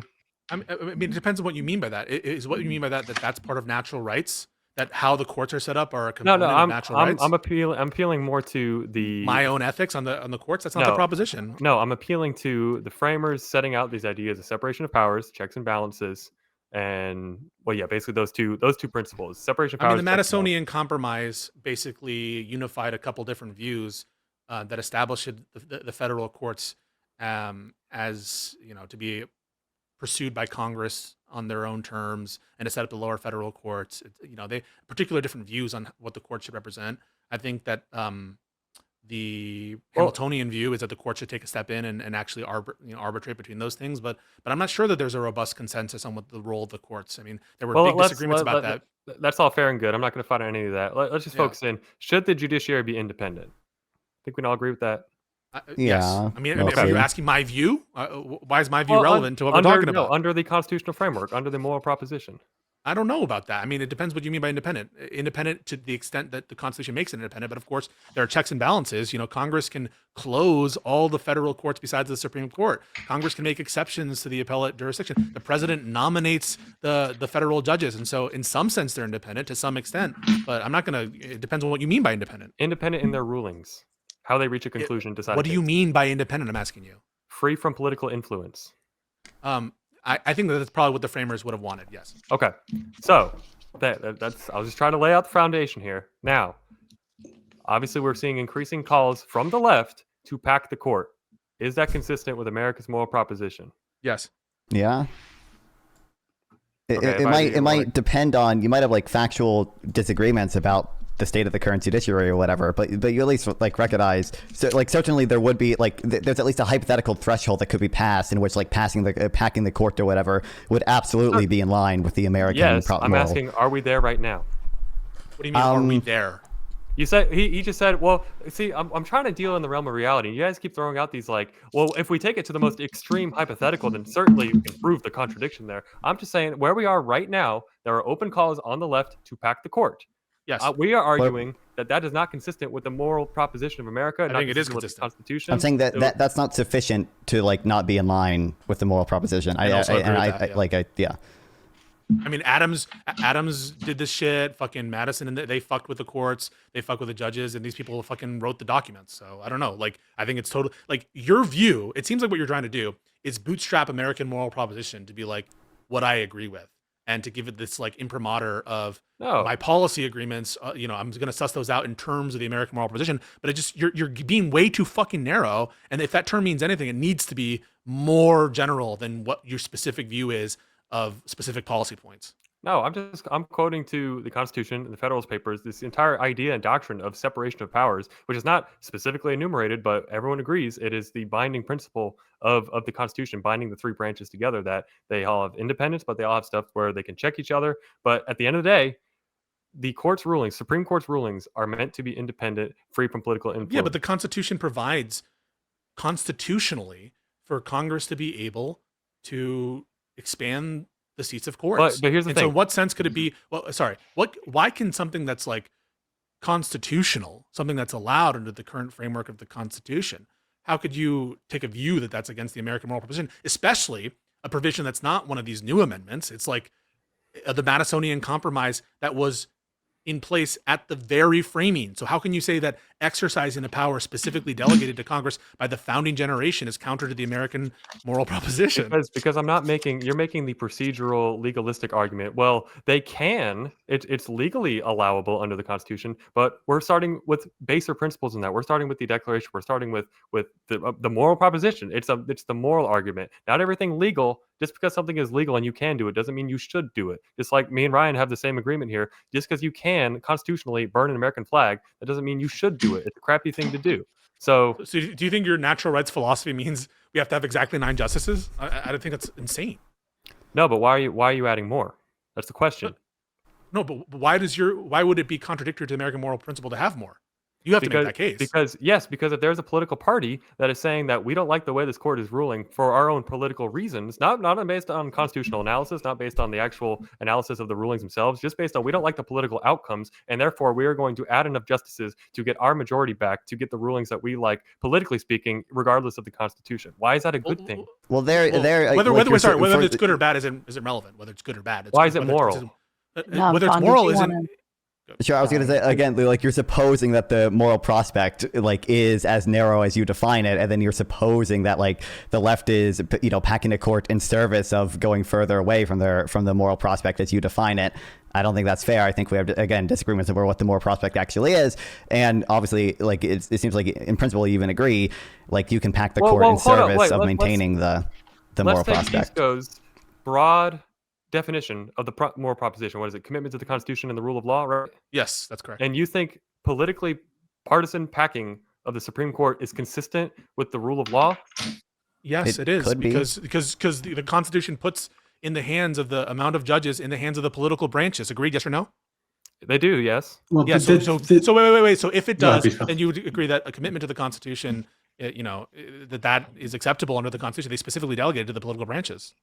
But see, this is where I'm going to keep pushing back, because a focus on the legalistic procedure we're not focused on the legalistic procedure. We're focused on what it is, the moral proposition. It is not the American legal proposition. It is the moral. It is what is the foundation for the country, for the institutions, stuff like checks and balances, separation of powers. These are all laid out. They're all there, all in the founding as these broad guiding lights for us to follow. Just because, like Ryan's example earlier, just because you can get a supermajority together and a president that can come together and abolish the 14th, or at least amend it to be able to reinstitute slavery, doesn't mean that's consistent with the moral I'll ask you a question. Hold on. I wanted to, it sounded, Ryan, did you want to add on to that? You look like you were trying. No, I think Gen Z got where I was going to go. Sorry, go ahead. An argument by analogy. So would you say that Mitch McConnell, there's an argument by analogy, Mitch McConnell, given that it was his complete power to refuse to have a hearing on Merrick Garland when that seat was up for consideration. Yeah, I've never spoken to Gen Z attorney before. That it was consistent with the American moral proposition for him to 3 or 4 times, maybe more than now. Majority leader not it seems like he straight up like was not following what Pisco was arguing. The American moral proposition, these ideas. Can you answer that first, and then you can explain? Yes, I think yes, it can be. If we're talking about the checks and balances and the separation of powers, if you have the authority to. Because he has the authority to. But you agree Congress has the authority to, right? Yes, I do. Okay, so then what's the? But here's the thing, analogy. Even though he can, I'm saying he should not have. I think they should have held a vote. I'm not asking your overall ought. I'm asking whether or not it's consistent with the American moral proposition. You said yes for McConnell, no for Congress, both hands of branches of government. How could you possibly justify it? I'm saying they under the moral proposition, under the legal framework, they could do it. Under the moral proposition, no, I don't think they should have done it. No, I'm not asking whether you should have. No, not under my personal. I'm not asking. So I just want to be clear about something. So I'm going to say it 3 times. I'm not asking your personal. I'm not asking your personal. I'm not asking your personal. I'm asking under the American moral proposition. You just said that it was consistent, that it could be consistent for McConnell to withhold the hearings for the Merrick Garland nomination, that would be consistent with the American moral proposition. And I changed my answer. You changed your answer. Okay. Yes. Yeah. So you're saying it's not consistent with the American moral proposition for McConnell to withhold that seat? Yeah, I think he should have held the hearing. And I'm not asking whether you should have. Is it? You're saying it is. Should is he's using moral language. Should meaning it's We don't need to nitpick every single word. Objective morality that he was speaking to earlier. Go ahead. Sorry. Yeah. Well, I think that my view is in the exercise of that at this level of generality, that if we're trying to across time and across space talk about some consistent principle that is true across time, it's not going to be something incredibly narrow. It needs to be are you familiar with like the difference between ontology and epistemology? Loosely, I think epistemology relates to what we know and how we know it, and ontology is what is. I bring it up because when people say that like natural law is objectively true, that's an ontological claim. You're making like a metaphysical claim about the universe, about reality. You're saying that natural law exists, it's real. Epistemology are the question of like, how do we know what natural law is? How do we increase our understanding it over time is a different thing. It's not inconsistent for people to be wrong about an objective principle. In fact, if you have an objective principle, it follows that people be wrong often. The problem that I'm having, and I don't think you've ever really been able to explain, not only is that not relevant to the point Pisco was making, is that the left today wants it's funny to because go he says the utilitarianism wrong is direction. wrong. The left today is for the same reason he just said attempting to like, say natural rights that theory isn't wrong. membership in He's like, groups people are going to get things wrong you often. Rights. You should have more legal rights because of your membership in specific identity groups. For example, just to like name a few because we're getting to the end here, the Biden administration attempted to put DEI like in principle, he accepted on that every the case company that that was can listed be, on NASDAQ, even their under board his view, I membership. think. The SEC passed a rule in the Biden era to do that. The Biden era money was given by the government expressly on the basis of membership in various identity groups. The Biden administration championed, and I know you and I debated this already, but we told him to go deep in the weeds, but what I consider at least to be de facto race quotas in the affirmative action context.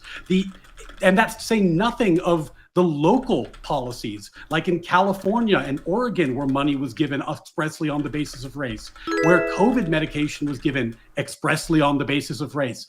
Thanks a lot, policy after policy after policy in the modern era, when people definitely know better, is being done expressly on this basis. And I don't see how that could possibly square, certainly with my understanding of the American moral proposition, but even with the kind of basic moral intuition that we ought to treat people as individuals. Yeah, so I'll respond to that is the way you're trying to distinguish. Yeah, of course, people can be wrong, but what really distinguishes people being wrong and the modern era is at least the people who are being wrong were moving in the right direction. And the people now are moving in the wrong direction. The directionality is not going to help you because a lot of people who you're going to say, no, it's not, because you're going to grant. I'm going to give you a hypothetical where one of the framers who you start by saying is upholding the American moral proposition is going in the wrong direction of an issue. And so the directionality, it's just another way of reintroducing the same issue, which is there are people who are going in the wrong direction or who do the wrong thing in the moment. And notwithstanding that, you still grant are part of the American moral proposition, even though they're quote unquote wrong. And so whether it's the wrong direction or the wrong position, I don't really see the difference. No, because Pisco, if you in the movement to abolish slavery, which is where we started, this took some time. It was a human universal in basically all cultures all across the world that slavery existed. And for the first time in the modern era with America and England, it was abolished on the basis of precisely the principles and moral duties and obligations that I'm championing here today. So yeah, I'm very proud of that directionality. What bothers me, Pisco, is that when in the modern era, having learned that lesson over the bloody arc of history, the left decides, you know what, we should, as long as we're the good guys, we should be able to discriminate on the basis of race. It's fine for us to do it as long as we think it's right today. What they're doing is they're running in the wrong direction. And just like, I don't hold Newton accountable, or I hold him, let's say, less accountable for making mistakes in physics that he couldn't possibly have corrected. It would be very weird today for a physicist to make arguments based only off Newtonian physics, ignoring relativity. Jefferson knew better. But Jefferson knew better. So can I give you a quote about that? Yeah. So here's a fun one. This is Abraham Lincoln debating Douglas on the topic of whether or not slavery should be allowed. And he said, I believe the entire record of the world, from the date of the Declaration of Independence up to 3 years ago, may be searched in vain for one single affirmation from one single man that the black race was not included in the Declaration of Independence. I think I may defy Judge Douglas to show that he ever said so, that Washington ever said so, that any president ever said so, that any member of Congress ever said so, or that any living man upon the whole earth ever said so, until the necessities of the present policy of the Democratic Party in regard to slavery had to invent that affirmation. Right, that's not true, right? When Lincoln was... That's not true.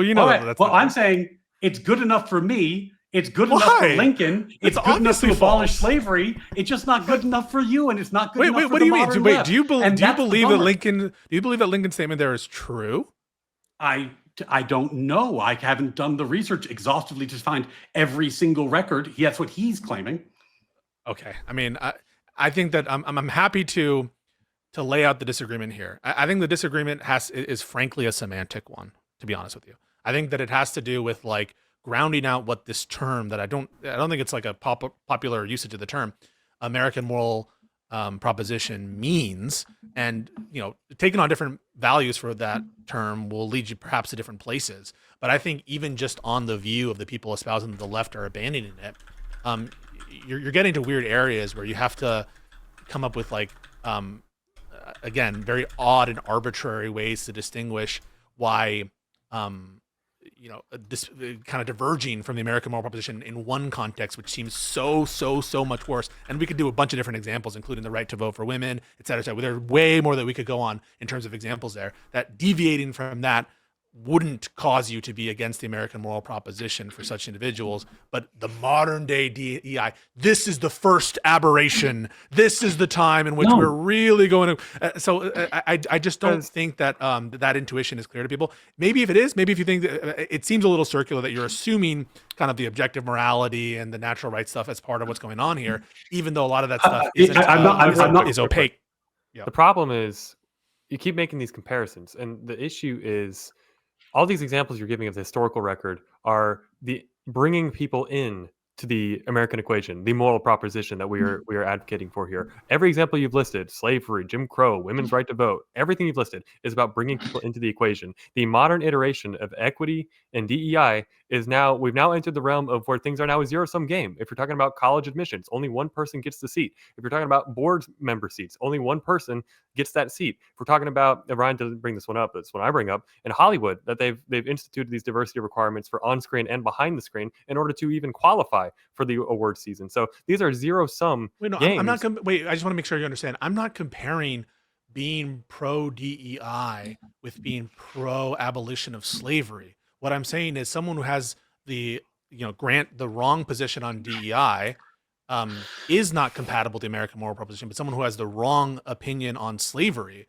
is compatible. That's the kind of distinction. What about abolishing property rights? We talk about DEI law. What about the left's flirtation with socialism and communism? It depends in what sense. I think to totally eliminate just 2 more minutes and then we'll shut down. I think to totally eliminate all property rights, as many communists want to do, I think that is in some sense inconsistent with the American moral proposition. What if they did it legally? Yeah, no, because I think that the rule of law and the Constitution. I guess if you're saying, I think there's a trouble in that the principle you could do a certain amount of disfigurement to the structure of the Constitution. So let's say you constitutionally pass an amendment. You can do anything to it. That gets rid of all the branches of government, and just makes it a unitary system where there's a king for life. I would say that there is, and I don't have to define it in particular granularity, that there's a sufficient amount of disfigurement that you could do to the Constitution that would, there's some separate principle here, which is you've done sufficient disfigurement to the Constitution that it's really not in keeping with the same vision. But where would you draw that principle from? No, I don't have to. Yeah, it's like a Sortes paradox that I don't know exactly. I can't define it exactly. No. It's not, because in our country, we have a separate document, the Declaration of Independence, which was expressly our founders sat down and they said, what is America's moral claim to existence? Because we're not, like, if you look at Ireland's Declaration of Independence, it just says, we, the Irish, are a different people, and the English have been dominating us, therefore we should be free. Their claim to existence was ethnic, but America didn't do that. America laid out a philosophic principle. They said, we find these truths to be self-evident. You might think they're wrong today, but they're saying they're axiomatic. But did the property rights include human beings? They're axiomatic, in the Declaration of Independence. And that the violation of these rights is why we are justified in our revolution, in our existence as a country. So it's not the property rights making it up. It's not like my proprietary definition. It's in our founding documents. I agree that our constitutional dedication involves rights at some level of granularity, right? Like liberty, like property, like the pursuit of happiness. These are all things that I agree are part of the constitutional tradition, that are part of the American moral proposition. But what those things mean, there's a lot of play on the joints to be consistent with the basic American moral proposition as I understand it, because it must include disagreements on, does liberty include the right to own people? Does your property right extend as far as people? Does liberty include the right to vote? Does the direct right to vote, or the right for women, or the right for people under the age of 18? So I agree that the Declaration of Independence contains values in it that are absolutely part of that are irrevocable with respect to the American constitutional tradition. But at what level of granularity is the question? And what the framers understood that they were doing, that property for them at the time of the enactment of the Constitution and before that with the Declaration of Independence included the right to own human beings. It just did. Last thought from Ryan or Gen Z, and then we'll move into closing statements if you had one in response to that. You can go ahead if you want. I think probably going to closing statements is fine because that essentially was a closing statement. Okay. I'll Kip Pisco, if you wanted to go ahead and go into your closing statement officially. I'll just say that double dipping, brother. I'm probably sympathetic to a lot of the views on like woke stuff. I often will bring up bona fides because I voted for Bernie Sanders or I did this, but one of the things I bring up is like, I was like against a lot of the identity politics in the 2015, 16, 17 era, and I lost friends because of my position on some of those things. And so I'm sympathetic to some of the attitudes with respect to identity politics that have been expressed. But the problem I have is like the terminology here. I think it can't include things, the American moral proposition, that are so nebulous to be beyond the scope of most Americans. Things like meta ethics, right? Things like whether or not Marxism, things that didn't even exist and were in the conception of the founding generation. It has to be more general, more basic than that. And it can't include just mere normative attitudes on policies, really, because there's such vast disagreement on areas of huge consequences that we've brought out. We've like mostly talked about slavery, but again, there's so much there where the thread line must be strong enough to bear massive disagreements. And that's why I think trying to narrow the view of the American moral proposition to be like anti-DEI, anti-woke, anti-even race-based policies, I'm sorry to say, is unavailing for that reason. It just really does seem like a shell game where you're trying to sneak in your moral attitudes and maybe the audience's normative dispositions and to make that a constitutional issue or an issue of intergenerational solidarity, and that somehow this aberration stands in stark contrast to potentially other quote unquote objective errors in people's morality over the course of years. And so that's why I was bringing this all up, is that on their view, it would seem absurd to make a moral difference in terms of whether or not someone is following the American moral proposition because they were wrong on DEI, but not wrong on slavery, not wrong on if they're wrong on like women being allowed to vote, the doctrine of coverture, the First Amendment, where our conception of the First Amendment is much broader today than it was at the time of the framing. And so all of these different issues, I think, lend me to believe that the left is not violating the American moral proposition at its most basic level, because they're standing up. They're standing up for commitment to the Constitution and the rule of law. They're fighting against the Republicans that are trying to tear down the rule of law and commitment to the Constitution, people who are trying to subvert the Constitution. And so given that, I don't think that mere disagreement on DEI, even if you grant that their position is wrong, is enough to get you out of that like play on the joints, that playground which you're allowed to be in legitimately as part of our American tradition. Thank you, Pisco. And Nonfon, to you, please. Yeah, okay, there's only one honorary founding father post-Hamilton. Okay, that matters. It's Aaron Burr, who went to live with Jeremy Bentham. Okay, he became a base utilitarian. All right, that's the real American proposition. But in all seriousness, I mean, I'm happy to second the stuff Pisco said. I mean, they did almost exactly what I thought what they were gonna do, which is define the moral proposition in such a way that it relies on controversial medical ethical claims that most Americans could not even lay out, let alone actually agree to.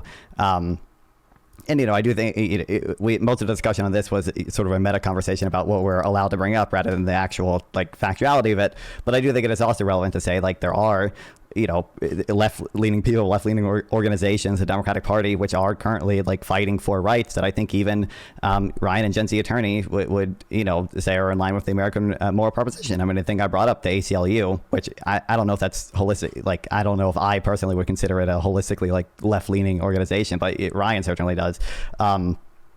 like they are currently and have, in the past in this year filed lawsuits on behalf of immigrants who are being deported, under the Alien Enemies Act in order to, try to grant them due process, which they are not being provided. I think that is a view that something that is in line with even the natural rights theory that they espouse, and that's something that the left is doing.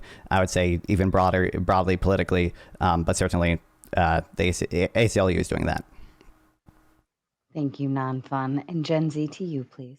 All right. Yep. Thank you again for having me. I'll plug the pod again. We got Ordered Liberty podcast every Sunday night, 8 o'clock, me and Ryan, and a rotating panel of guests every week talking about, trying to reassert the American moral proposition and apply that framework to the modern news and just break it all down from there.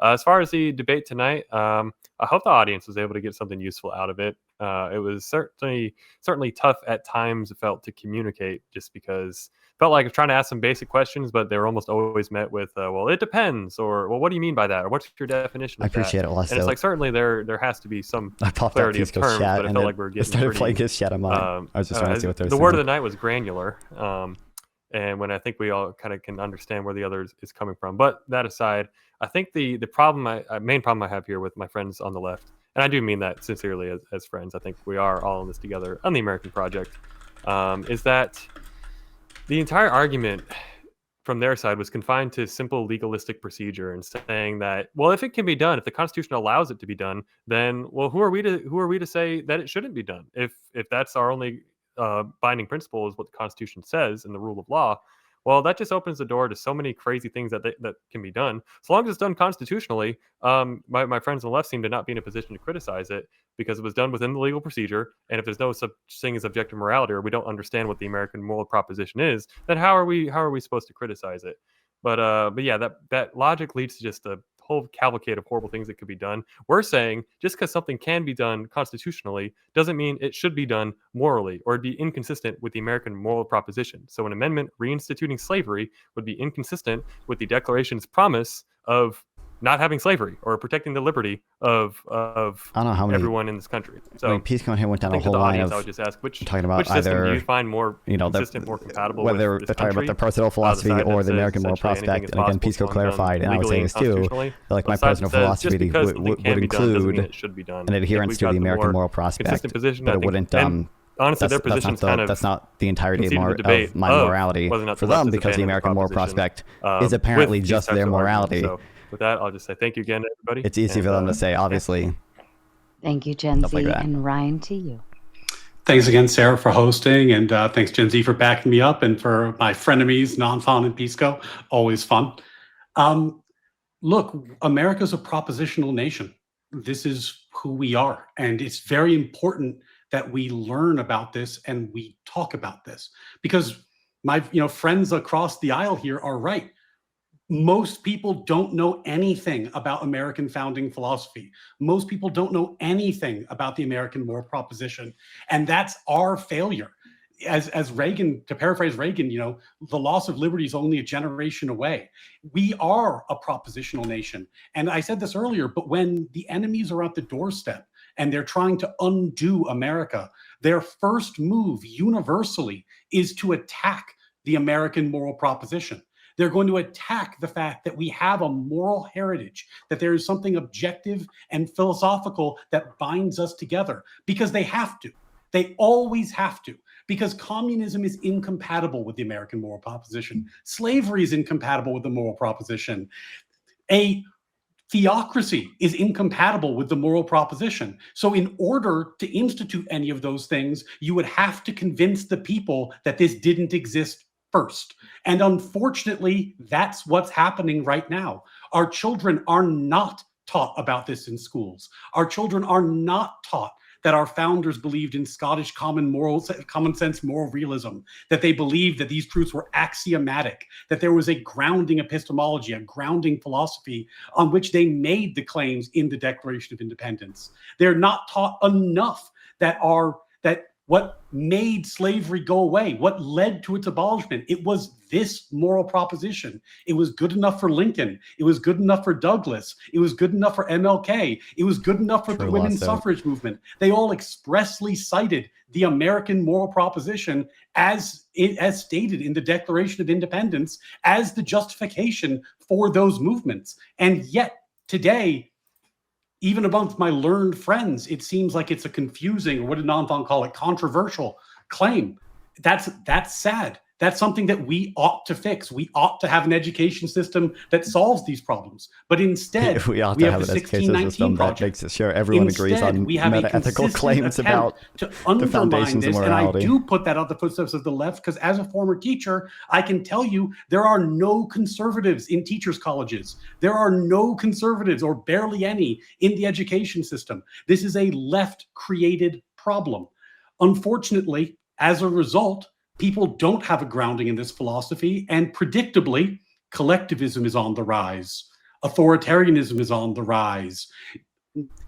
You even see some people arguing for a ethno-state or a theocracy on the rise.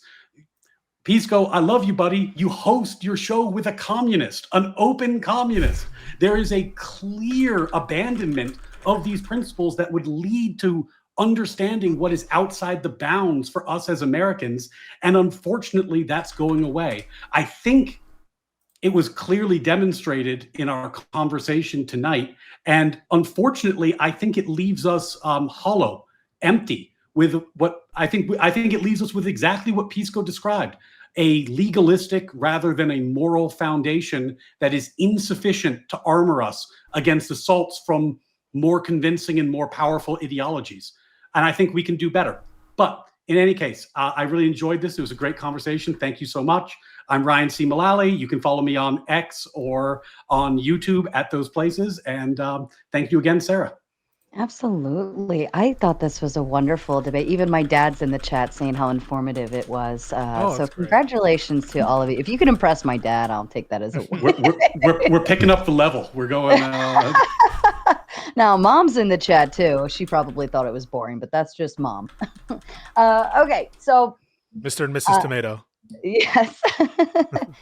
I had a question, and maybe I'm completely off base in my thought process, but if the left sits more utilitarian and in these other like morality departments of things, then would they have even been on the same basis to take ownership of the moral proposition? If Ryan and Gen Z, you say it's objective morality, but I don't think the left even agrees with objective morality.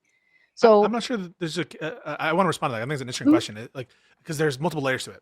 The first is it true that leftists seem more utilitarian? I don't buy that. I think that a lot of the time the leftist language is done in terms of rights, and you have a right to the sweat of your brow, or they say, like, for example, in defense of abortion, something that sometimes I think they go way too far in it, is like bodily autonomy. They speak in terms of rights as opposed to in terms of like what's best for the most amount of people. I understand that some leftists do speak about that, but I'm not actually convinced that on the normative side that the leftists are really like ideologically dedicated to utilitarianism in that sense. I think that a lot of their rhetoric and ideology comes from like a rights-based perspective. And then secondly, on the meta-ethical side, I just don't see a good reason to believe that leftists are not committed to some version of objective morality. Like, I want to be clear, like, I don't think it's a coherent thing to say that there's such a thing as objective morality. We can get into that if you want, but to the extent that it's something that's believed, there's no contradiction between utilitarianism and objective morality or any of these other normative ethical frames. And so I just don't see a case for why we think the left is committed to a particular meta or normative ethical view. Well, and that kind of answers my question in of itself. If the left is not in the objective morality stance to begin with, then how could they have ever been a part of the moral proposition from the beginning, right? Well, I'm just saying, I don't know if that's founded, that the left isn't committed to objective morality. Well, I mean, to answer your question about whether or not there was part of the beginning, I think the subjective morality, cultural relativism, or moral relativism that me and Ryan are pointing to, we're looking at stuff that really took off kind of in the 60s and just exploded from there with just this postmodernist, deconstructionist, everything is relative. That's kind of what we're looking at. And so those people, and a lot of them, in the universities and whatnot, Yeah, they will openly denounce the American moral proposition. They'll denounce America just entirely. Just the whole thing is built on, well, as Ryan mentioned earlier, a more recent development, but the 1619 Project, that the whole country is just built on slavery, and that's all it was really ever known for and good for, and therefore there's really no redeeming value to America. That's the kind of stuff that we're pointing at. That is inconsistent with the moral proposition. Those types of ideas. Yeah, it's not that there are no people who believe in objective morality on the left. It's just a very, I don't have a stat, but like in terms of my anecdotes and in terms of the philosophy espoused on the left, it's a minority. And I say that because you have a lot of people who I think hold views similar to like Destiny or Alex O'Connor, who will say something like they're an emotivism or they're an ethical non-realist. So they don't believe that there's actually an objective moral truth. They think it's constructed by us. I think that's a huge percentage of people. And then you do, when you do run into objective moral thought from left-leaning people, it's typically more like people like Sam Harris or Nonfon who are making kind of a utilitarian consequentialist argument, which, while I will grant you is an objective theory, it might not work, but it's framed as an objective theory. It's still distinct from natural law theory. And is quite distinct from it. But most people don't know what the fuck these meta-ethical discussions even entail. Like, I understand that there are some prominent left-wingers that are like subjectivists, I guess, and I would grant that. But it just doesn't seem to be relevant to what most people's experiences of morality are. I'm sure if you were to ask most Democrats, do you think there's things that are objectively moral or immoral? I think most would probably say yes, but they don't truly understand these concepts. And so for you to say that there's a crisis, that people don't understand my meta-ethical frame or objective morality in that sense, I just think they never have. They never have. This has never been the case. It's not my meta-ethical frame that I'm worried about. A particular one. It's the fact that we as a country agreed that a particular meta-ethical frame was self-evidently true. That's what the Declaration of Independence says. It says that we have a particular self-evidently true, axiomatically true view of philosophy. Self-evident does not mean objective. My concern is that over time, the left has moved away from that. And I find it very concerning because when you have that basis, that grounding, it allows you to call balls and strikes so much more easily. Like self-evident does not mean objective. Objective means mind independent. Okay, so something being self-evident, we hold these truths to be self-evident. Doesn't mean we believe like Pisco, that's objective. So there's this school of thought is called Scottish common sense moral realism. It was brought to America by a founding father, a signer of the Declaration of Independence called Witherspoon.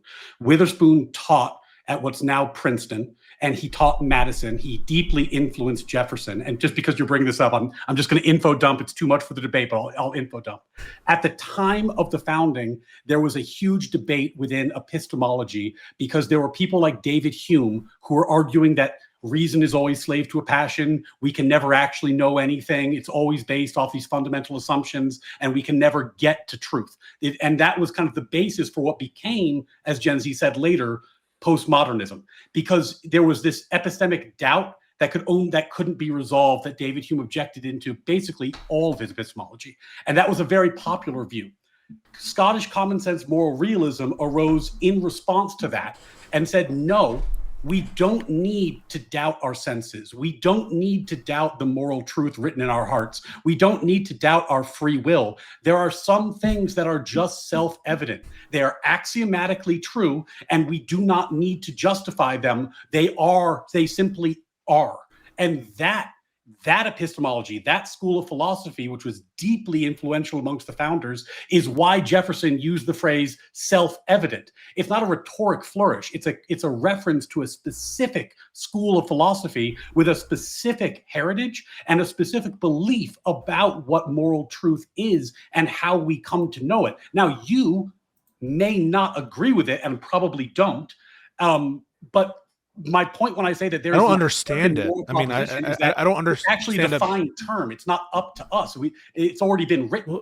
Well, can you tell me what you mean by objective morality? It does there's a tree out in the middle of nowhere. Does that tree still exist? Is it still there whether I see it, know it? Even if I disappeared off this planet, would that tree still be there? That's a question. I'm not understanding how that it's informs it's objectively true. So the tree will still be there. I can grant that the existence of the tree is in some sense mind independent, but that's again that's an is, that's not an ought. I Right, understand but- ethics to be something about like a moral duty or a moral So ought. the Apply that objective over. claim is that there is such thing metaphysically as natural law, which is a set of moral propositions that we are obligated to follow as humans. There is a moral law, it's written on our heart, and it is our obligation to do our best to live up to it. Right? Why? Think about it as like platonic form. No. That's fair, right?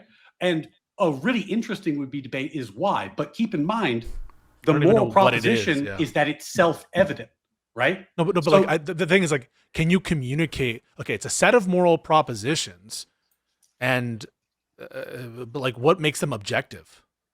Well, are you asking me? Yeah. What makes them objective? If you're asking me personally, I think they're Yeah. objective because they reflect our connection to God. They reflect our connection to Yeah, God. We have the moral law written on our heart. We know what's right and wrong. We are connected to ultimate truth in that way. But I've heard other people describe them in different ways. But God is a mind, right? So Yeah, God is but- ultimately that's subjective. That's mind dependent on the nature of God and God's mind, isn't it? When we say mind independent, we mean independent of human minds. Oh, independent of human minds. That's all you mean by objective morality? Pisco, this is like 101 moral philosophy. Like this is what everybody means. Dude, can you term. not be such a fucking arrogant piece of shit all the time? It No, is dude, crazy Go ahead and read how a much you super talk chat, By and the way, I do shit. wanna- I do Oh, wanna Jesus add- because and we'll get Ryan's- into open panel. I'm gonna squish that one right there, just like that.